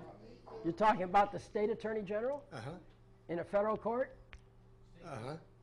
No, it's a federal court. Yeah, it's a federal court, so he's stepping in. All right. Well, here's an issue that you could raise. Again, this is strategy. I'm not saying you'll win. I'm just saying here's a technique to kind of hit back. Mm-hmm. All right? Well, I think a legitimate question has been raised. You say, by what authority does he presume to represent this guy in federal court? What's the reasoning? All right? Now, in the absence of a good reason for being there, it looks to me like there's a conspiracy here. It looks like a Title 18, Section 242 violation. Ooh. Conspiracy, right? When two or more go upon the highway, you know, and blah, blah, blah. Yes. Right. Yeah. So I would bring in an 18242 and just see where this goes. Now, I might be wrong. It might provide reason, but sure be fun. Let them think about that one. Well, hypothetically, that's actually one of the things we were looking for. Sure. But if they claim, well, he's our employee, now that brings them into suit, doesn't it? Are you telling me that top management certifies that this is state policy to do these things? Wonderful. I love volunteers. Yeah, because that Sure. would volunteer them into the case, Sure, wouldn't it? that's what I would do. Yeah, you know. Okay. Like, you know, any way they go in this sounds good to me so far. It sounds like they just made deeper pockets. Yeah, I love deep pockets. Now, instead of having to deal with his salary, you deal with the entire budget. No, they already stole all that. Yeah, well, that's true. You know, if you read this bicycle case, you know, the example that I was telling you about where we had the contempt, you really ought to go and look at that first amended action. All right, now what that was about was that this guy was riding his bicycle, and somebody came through, stopped at a stop sign, and then started up again and hit him, causing $50,000 to $100,000 in medical injuries. Okay? So he wanted to collect. Well, it turns out under state codes, and by the way, this was a minor who was a licensed driver, legitimate, okay, it was very fine. But the codes say that a minor who gets in an accident has a limited liability of $15,000. It also says that the parent of the minor has a limited liability of $15,000. And it also says that the aggregate total of minor's liability plus parent's liability is limited to $15,000. And they had a $15,000 insurance policy. Well, that's fine. We were happy with that. But what we did is we said, well, the state of California licensed this person. What's a license? A license is a partnership. Okay? A license is taking responsibility for the quality of the product that's involved here. In other words, how good does she drive? There's no question it was her fault. Okay? And there's many court rulings that have said that the state loses its limited liability protection when it is engaged in commerce. It now becomes like any other company. Okay? So what we said is, well, let's take a look at this. And by the way, a lot of my writing might look good to you, but it's plagiarized. I lifted it out of court decisions. Okay? So when we get to the end point, we can bring in these courts and say, well, here's the accusation and here's what the court said. Here's another accusation, here's what the court said. This is a perfect match. That case applies. State loses. But anyway, we went through all that. And basically, the theory that we have is that the state has a vicarious liability. In other words, it has, not only does it, you see, if the state just passed the rules of the road, there would be no liability because the state's not a participant. They said, here's the rules and that's it. But the state maintains a quality control force out there called traffic cops. Okay? And if your quality of driving drops below a certain pre-designated level as measured by the number of tickets you get and the type of tickets you get, well, then they take away your license, right? So you have quality control. So they're involved. They're involved in training programs. They're involved in advertising. They're part of the commerce. So what we said is, well, hey, we don't care if the state has a $15,000 limited liability here. What we have here is a third-party intervener. And we don't care how much they protect this person as long as they're willing to make up the difference. Okay? So we're suing for $2 million. We've settled out of court with the original participants leaving California holding the bag. All right? Now, the state of California could come back and sue them, but obviously I don't think they would do that. You know, these people didn't have anything anyway. And we're not after them. We weren't trying to make life miserable for them. It's just an accident, okay? But, I mean, it had serious consequences. But why should, you see, here's the concept. You know, you always hear about these limited liability rules and suits and this sort of thing. Well, here's what's going on. Is they're saying that the tortfeasor, the one who does wrong, shouldn't have to pay more than X amount. Well, I agree with that concept, excepting for one thing. If they don't pay, who does? Well, I'll tell you who does. It's the person who got injured. He makes up the difference. So you got $100,000 in medical bills. You got some $15,000 get paid by the tortfeasor. 15 from 100,000 comes out $85,000 is what the victim pays. Is that fair? No. Well, under common law, you know, there's always a remedy. Well, with common law, you can make up a remedy if you can't find one. All right? So we've got here a heavy participant in the commerce. So the state's going to be, we have yet to write the judgment. Well, that's our next step. We've reached that stage where I'm going to write the judgment. It should be interesting. But the case here that's on here, this is the case. It's on the computer. It's a very, it's got everything you need. Go ahead. Do you think you could sue the state with an insurance company and didn't pay for injuries that somebody sustained in an accident? Well, I wouldn't do that. I think, don't they have a fund that protects against bad insurance companies? You know, they go out of business or something, or there's a fund like that. I would attack the fund. And the other thing is that there's another issue. that you need to look at before you consider that anyway, and that's the bad faith element. Okay? There's a guy who really developed the bad faith element. It happened right in Los Angeles. All right, there was a lawsuit, and just look up bad faith on FindLaw. I'm sure you'll find cases related to that. But you, in good faith, pay your premiums. Why? Because you expect if you have a problem, you've got the promise to be covered. Well, what happens when the insurance company doesn't keep that promise, right? They took your money. You have no way to check until the day it happened. Well, this guy had something happen, and he put in an insurance claim, and I think it was something like $15 or $20 or $30. I don't know, somewhere there, real small claim. And this insurance company just really, really messed with him.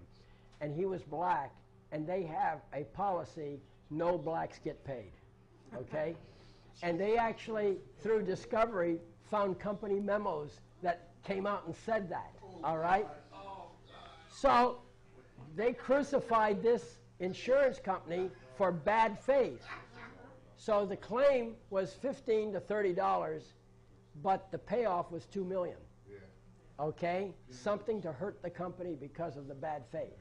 It sounds like you have a bad faith claim.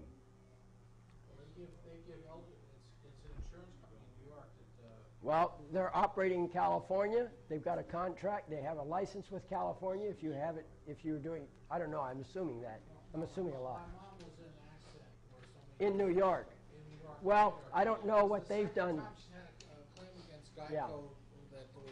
Yeah, well, I don't know what goes on in New York, but I She got suspect. injured and she hasn't Yeah. been compensated. Well, I don't know what goes on in New York, but I suspect that the case law that's developed out of California in bad faith would be applicable there. Excellent. Well, the only thing is they have some kind of, whatchamacallit, some kind of no-fault deal going on in New York, which makes it hard to get around. Then the Well, whatever it is, you know, you gotta look at these angles. I don't have enough information to really give you an answer. Okay. But they badgered her. And I mean. Oh yeah, well they're going to do that, and I mean, and public agencies are used to protect insurance interests. We've seen that a lot too, especially in the medical business. Doctors putting claims in for insurance for their patients, and then they go after the doctor's license. You know, they've been known to do that. They do that a lot in Wisconsin. Now, I got a question for going back after them. Lobby. Okay. What else do we have here? What are you interested in? Yeah. Don't let me get too far off track. You came here for a purpose. I'm pretty well talked out on the subject because. Oh well, we have more about motions, don't we? Make a motion? Well, it's 8:45, I think. Yeah. We're supposed to quit at 9. That's when they officially close here. Here we go. I don't know what the status of the DVDs is. 20 more minutes? 15 to 20 minutes. Otherwise, All right. we're going to mail it to you with the CD. Okay. Basically, the organization on this. Been moved and seconded to court of record. Okay. Any discussion? Any discussion? Oh, here you are. Yeah, with the demur and the moving for summary judgment. Okay, so you file as a plaintiff, right? And then you said the attorney comes back with a demur. Right. Okay, and then, so that comes back, and then your best move is to ask for summary judgment? No, well, yeah, that's true, but before you do, you need to clean up the lawsuit. So all the legal things that he objected to, as much as possible, agree to him that he is right, that your lawsuit is wrong, and agree to throw that out. Right. But you want to leave enough, because that is what he does agree to. Right. And often they slip up. They do this, okay? They don't cover all the points. They just cover things they think they're going to win on, except they don't expect you to make that move. They expect you to argue, see? But what you do is you don't argue. Instead, you say, yep, that's wrong, that's wrong, that's wrong. You clean it all out. What's left?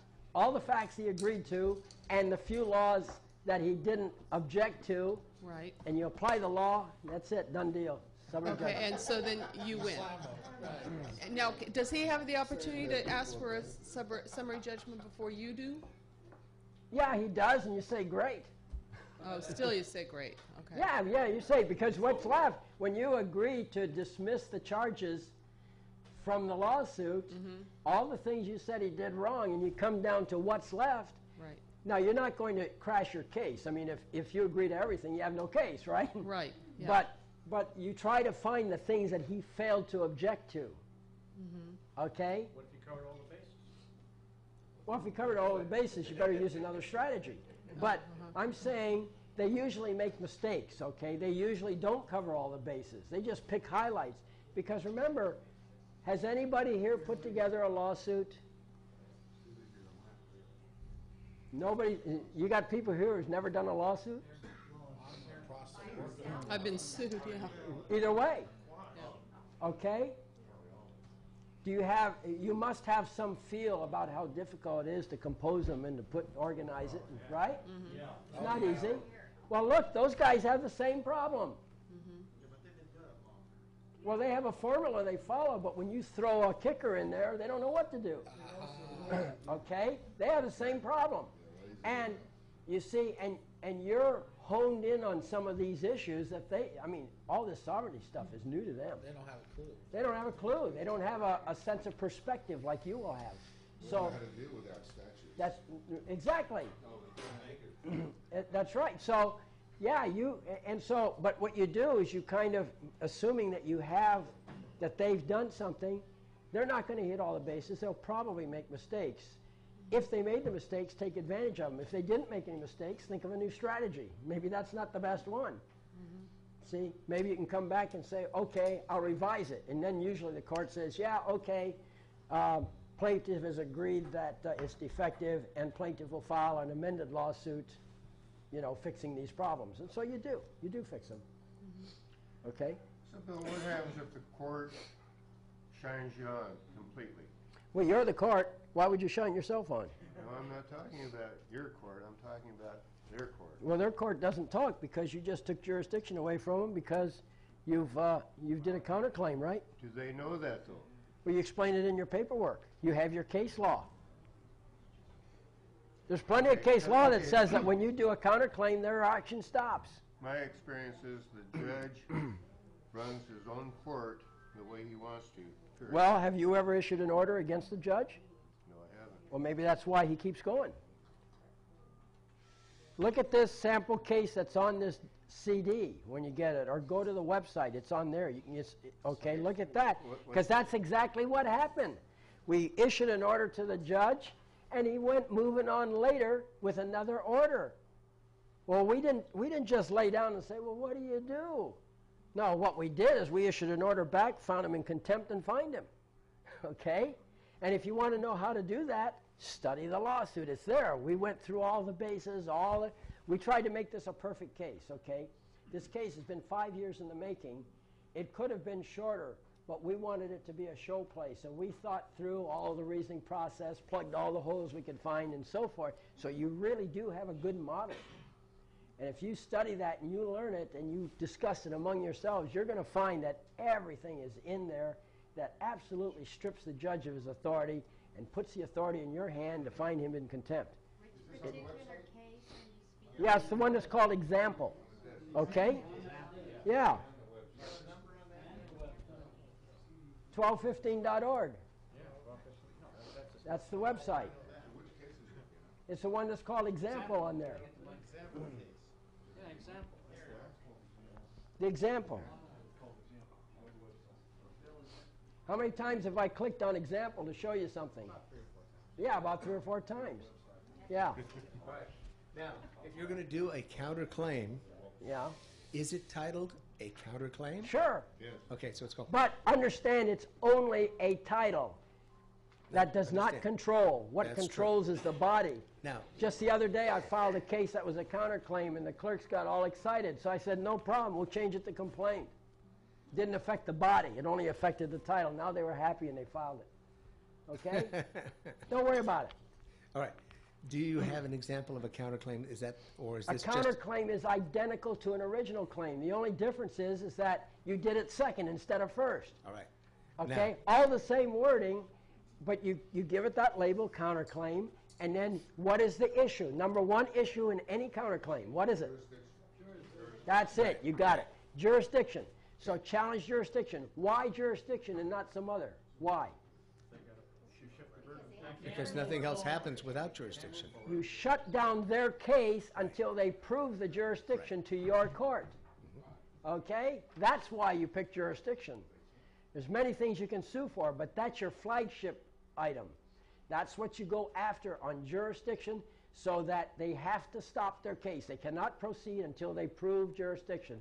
Got lots of case law to support you on that. So, you know, use it. Now, when you're building it, you have, again, the two boxes on the left-hand side, and you are listed as the counterclaimant.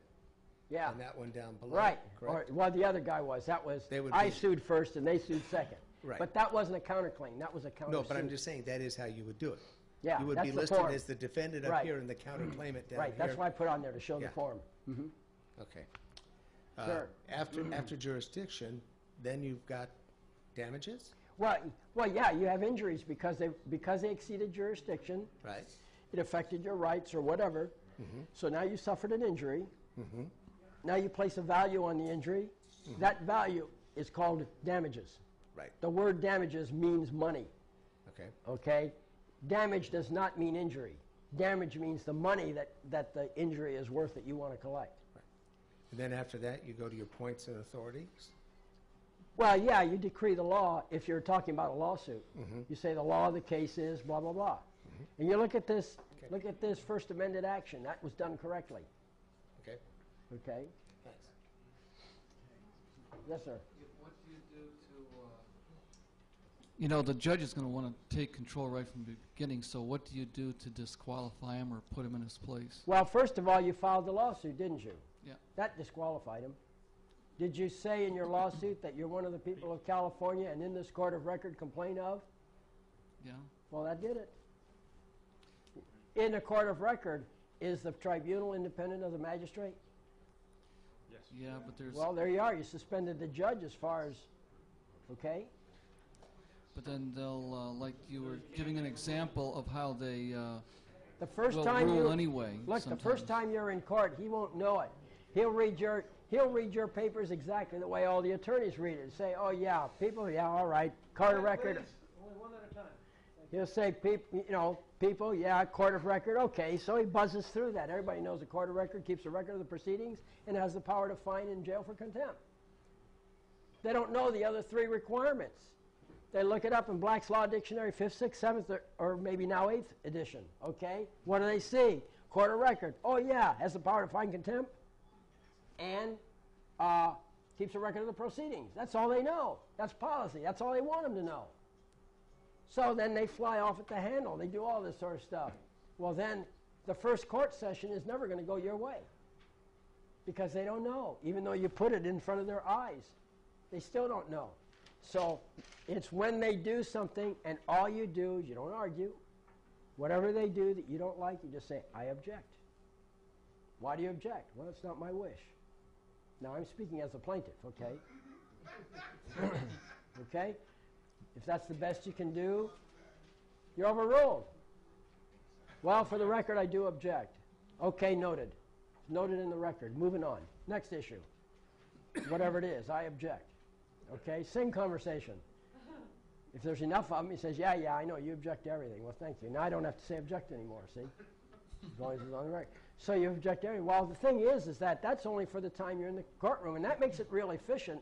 You know, it costs money to get transcripts. Okay? Transcripts can get very expensive. But my transcripts are only 5 minutes long, and I typically pay $30, $40 for a transcript instead of $150 or $200, okay?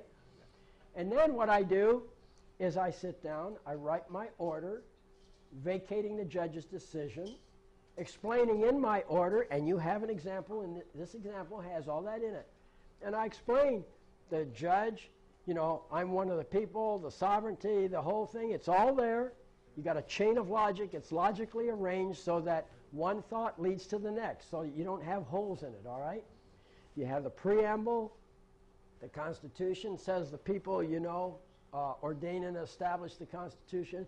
The people are relative. I don't know what people are, but I know that relative to the government, they're boss. okay, because we ordain and establish it. And so you just go down through that chain of logic and in your order, and then you say, because of all this, you know, the judge has no authority to overrule the sovereignty of the case, and so you vacate his order. You order it out. And then when he reads it, you know, that's when he gets educated. And if you want to know, whether or not this works, on this example case that's on the CD, and you don't have to wait for the CD because it's on the website, 1215.org. You go to that website and you click on the example and you read the transcripts. It tells you how the judge reacted the next time we met him, okay, in court. And it's fun. He stutters, he stammers, he's trying to collect his thoughts. The attorneys there are saying, well, Your Honor, is that an order? And the judge saying, well, it's all in the paperwork, okay? I mean, really, you look at that, you compare the very first transcript. It's kind of mild. The judge was fairly, I'd say reasonably friendly for a judge, okay? But no question about it, he has a position of being in charge. That's his attitude in the first transcript. Then he makes his order. Then we reverse his order. And then we have another hearing of some kind, whatever it was. You read that second transcript, there's a whole different attitude base that he has. Completely different. Because he knows he's been had. Do you submit the order on the first day? We don't submit. Oh, we submit it whenever we get through writing it. Well, I mean, when you go in the first day, he's mild, you say, or he could be a kind of John, give him the mic. Hey, look, the question is, does he submit the order? When? Well, no, we don't submit. What happens is that the judge issues the order. You leave the courtroom. Okay. All right? With the court reporter, you order a transcript. She gives you the transcript. Okay. Okay? Then you sit down, you analyze it. Huh? Just tell him how to use the mic. Well, he's not talking. I'm talking. No, me. He wants me to use the mic. Yeah, but you're not talking. I was. I know. Okay, so, you know. I'm using it. Okay, yeah, all right. But look, you get the transcripts, you analyze it. It might take you a month to come back with the order vacating his order. Okay. All right? I mean, you do it sensibly. Okay, okay. Yeah, you don't let this thing rush you. I just wonder how prepared you have to be for these things.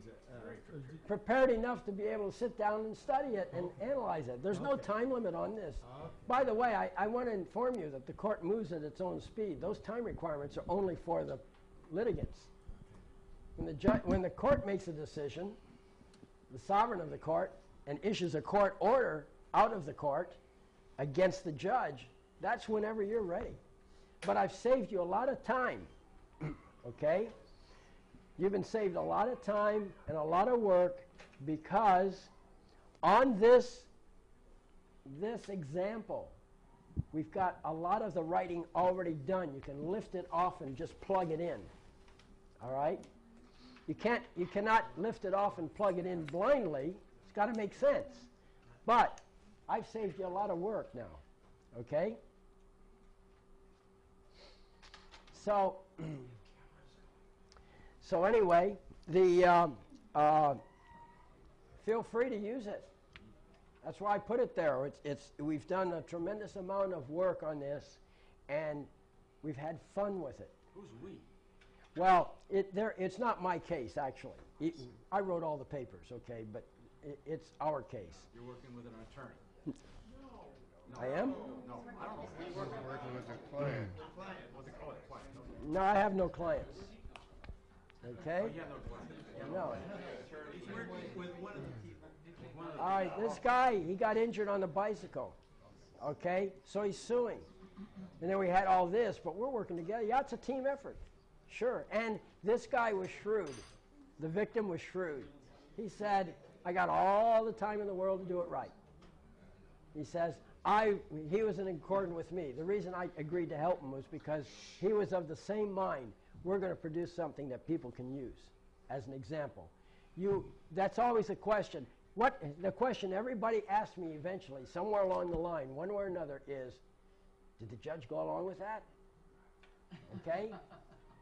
Well, read the transcript and decide for yourself whether or not he went along with it. It's fun reading at some points. Okay? Yes, he went along with it. Why? Because we were solid. All right? We didn't just issue an order saying, hey, we outrank you. No, we put in some real case law, some real statutory law, which he could look at, and although I'm not subject to it, he is. He takes an oath of office that subjects him. Okay? He has to respect it. And he said so. He said he had to follow the California rules. Well, great. We're glad to know that. That's why we convicted him under California rules. Okay? Did you set a precedent with that case? No, it's not a precedent because precedents only come out of the appellate courts and the Supreme Courts. And this is when you're in a sovereign court, you're not in the system. You're out of the system. A common law court is a court outside the Constitution. The Constitution acknowledges the existence. If you look at Article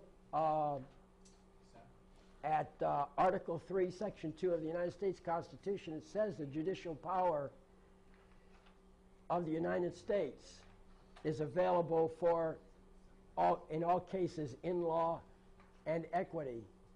Okay? So if it arises under the Constitution, but we sue outside the Constitution, okay? Because I'm one of the people. I'm up above. I'm one of the creators of the country, or I'm in that class. So as that class of human being, I have, I create my own, I decree my own law. You see, the other side can ask for a jury, and if they ask for a jury, one of the jobs of the jury is to determine the validity of my law. That's why you have jury nullification. See, I can say, I can make it illegal by my law for anybody to wear pink shoes in my presence. And if anybody does wear pink shoes in my presence, it's a death penalty, okay? I mean, this really affects me. It torques me out, all right? So if somebody does, I can bring charges against them. Now, what do you think the probability is that we can gather up a jury if the defendant wants a jury, and I suspect he will, considering he wouldn't trust me as a tribunal, all right? But if he were to ask for a jury, what do you think the probability is that the jury would think that my law is reasonable? Okay? Pretty close to zero. But take the other situation. Walking along the street, minding your own business, somebody comes out of nowhere and plows me in the eye and gives me a nice shiner. Okay? I didn't even know who he was. I didn't even talk to him, didn't even look at him. It just came out of nowhere.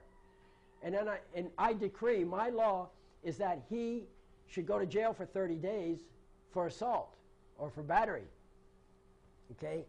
And if he does that and he asks for a jury, what do you think the jury would do? You think they'd convict him? Give me a year. Well, whatever, but the point is that, you see, this is the great genius of the common law system, is its custom and usage. And if you make your lawsuit in line with custom and usage, you will get the backing of the jury, because that's what they believe. But if you don't, then you won't. Okay? Okay, minutes or seconds? Minutes. Okay. So the common law is a great leveler of fraud and all the other problems of courts. And so that I believe in it, obviously. Any other quickie questions? We're running out of minutes. All right, I guess we're going to break up. All right. One more. Quickie. Just, it's a thing. With the Black's Law, you said the fourth edition addresses common law and the fifth edition... It's stripped out, right. Fourth edition and earlier is real law. Fifth edition and later is policy. Okay. Okay? Policy. And so that's what, I like to have both, because I want to know what the attorneys are supposed to know according to the power structure, and then I want to know what the real law is. And I also use Bouvier's Law Dictionary, which I don't know if they're still selling reprints of it at America's Bookstore in Sacramento. But you could check there. They used to sell Bouvier's Law Dictionary for $80. I think they raised it to $120 now. And so there we are. Okay, I think we're out of... Oh yeah, in La Palma. Do they have reprints? I don't know if they No, have them, this was done by the bookstore in Sacramento specifically. And fourth edition, Black Book? Well, you got to hunt through the used bookstores for that one. They're available. Yeah. Okay, I guess that. All right. Thank you. Thank you. Now, I think the restaurant officially closes at 9. However,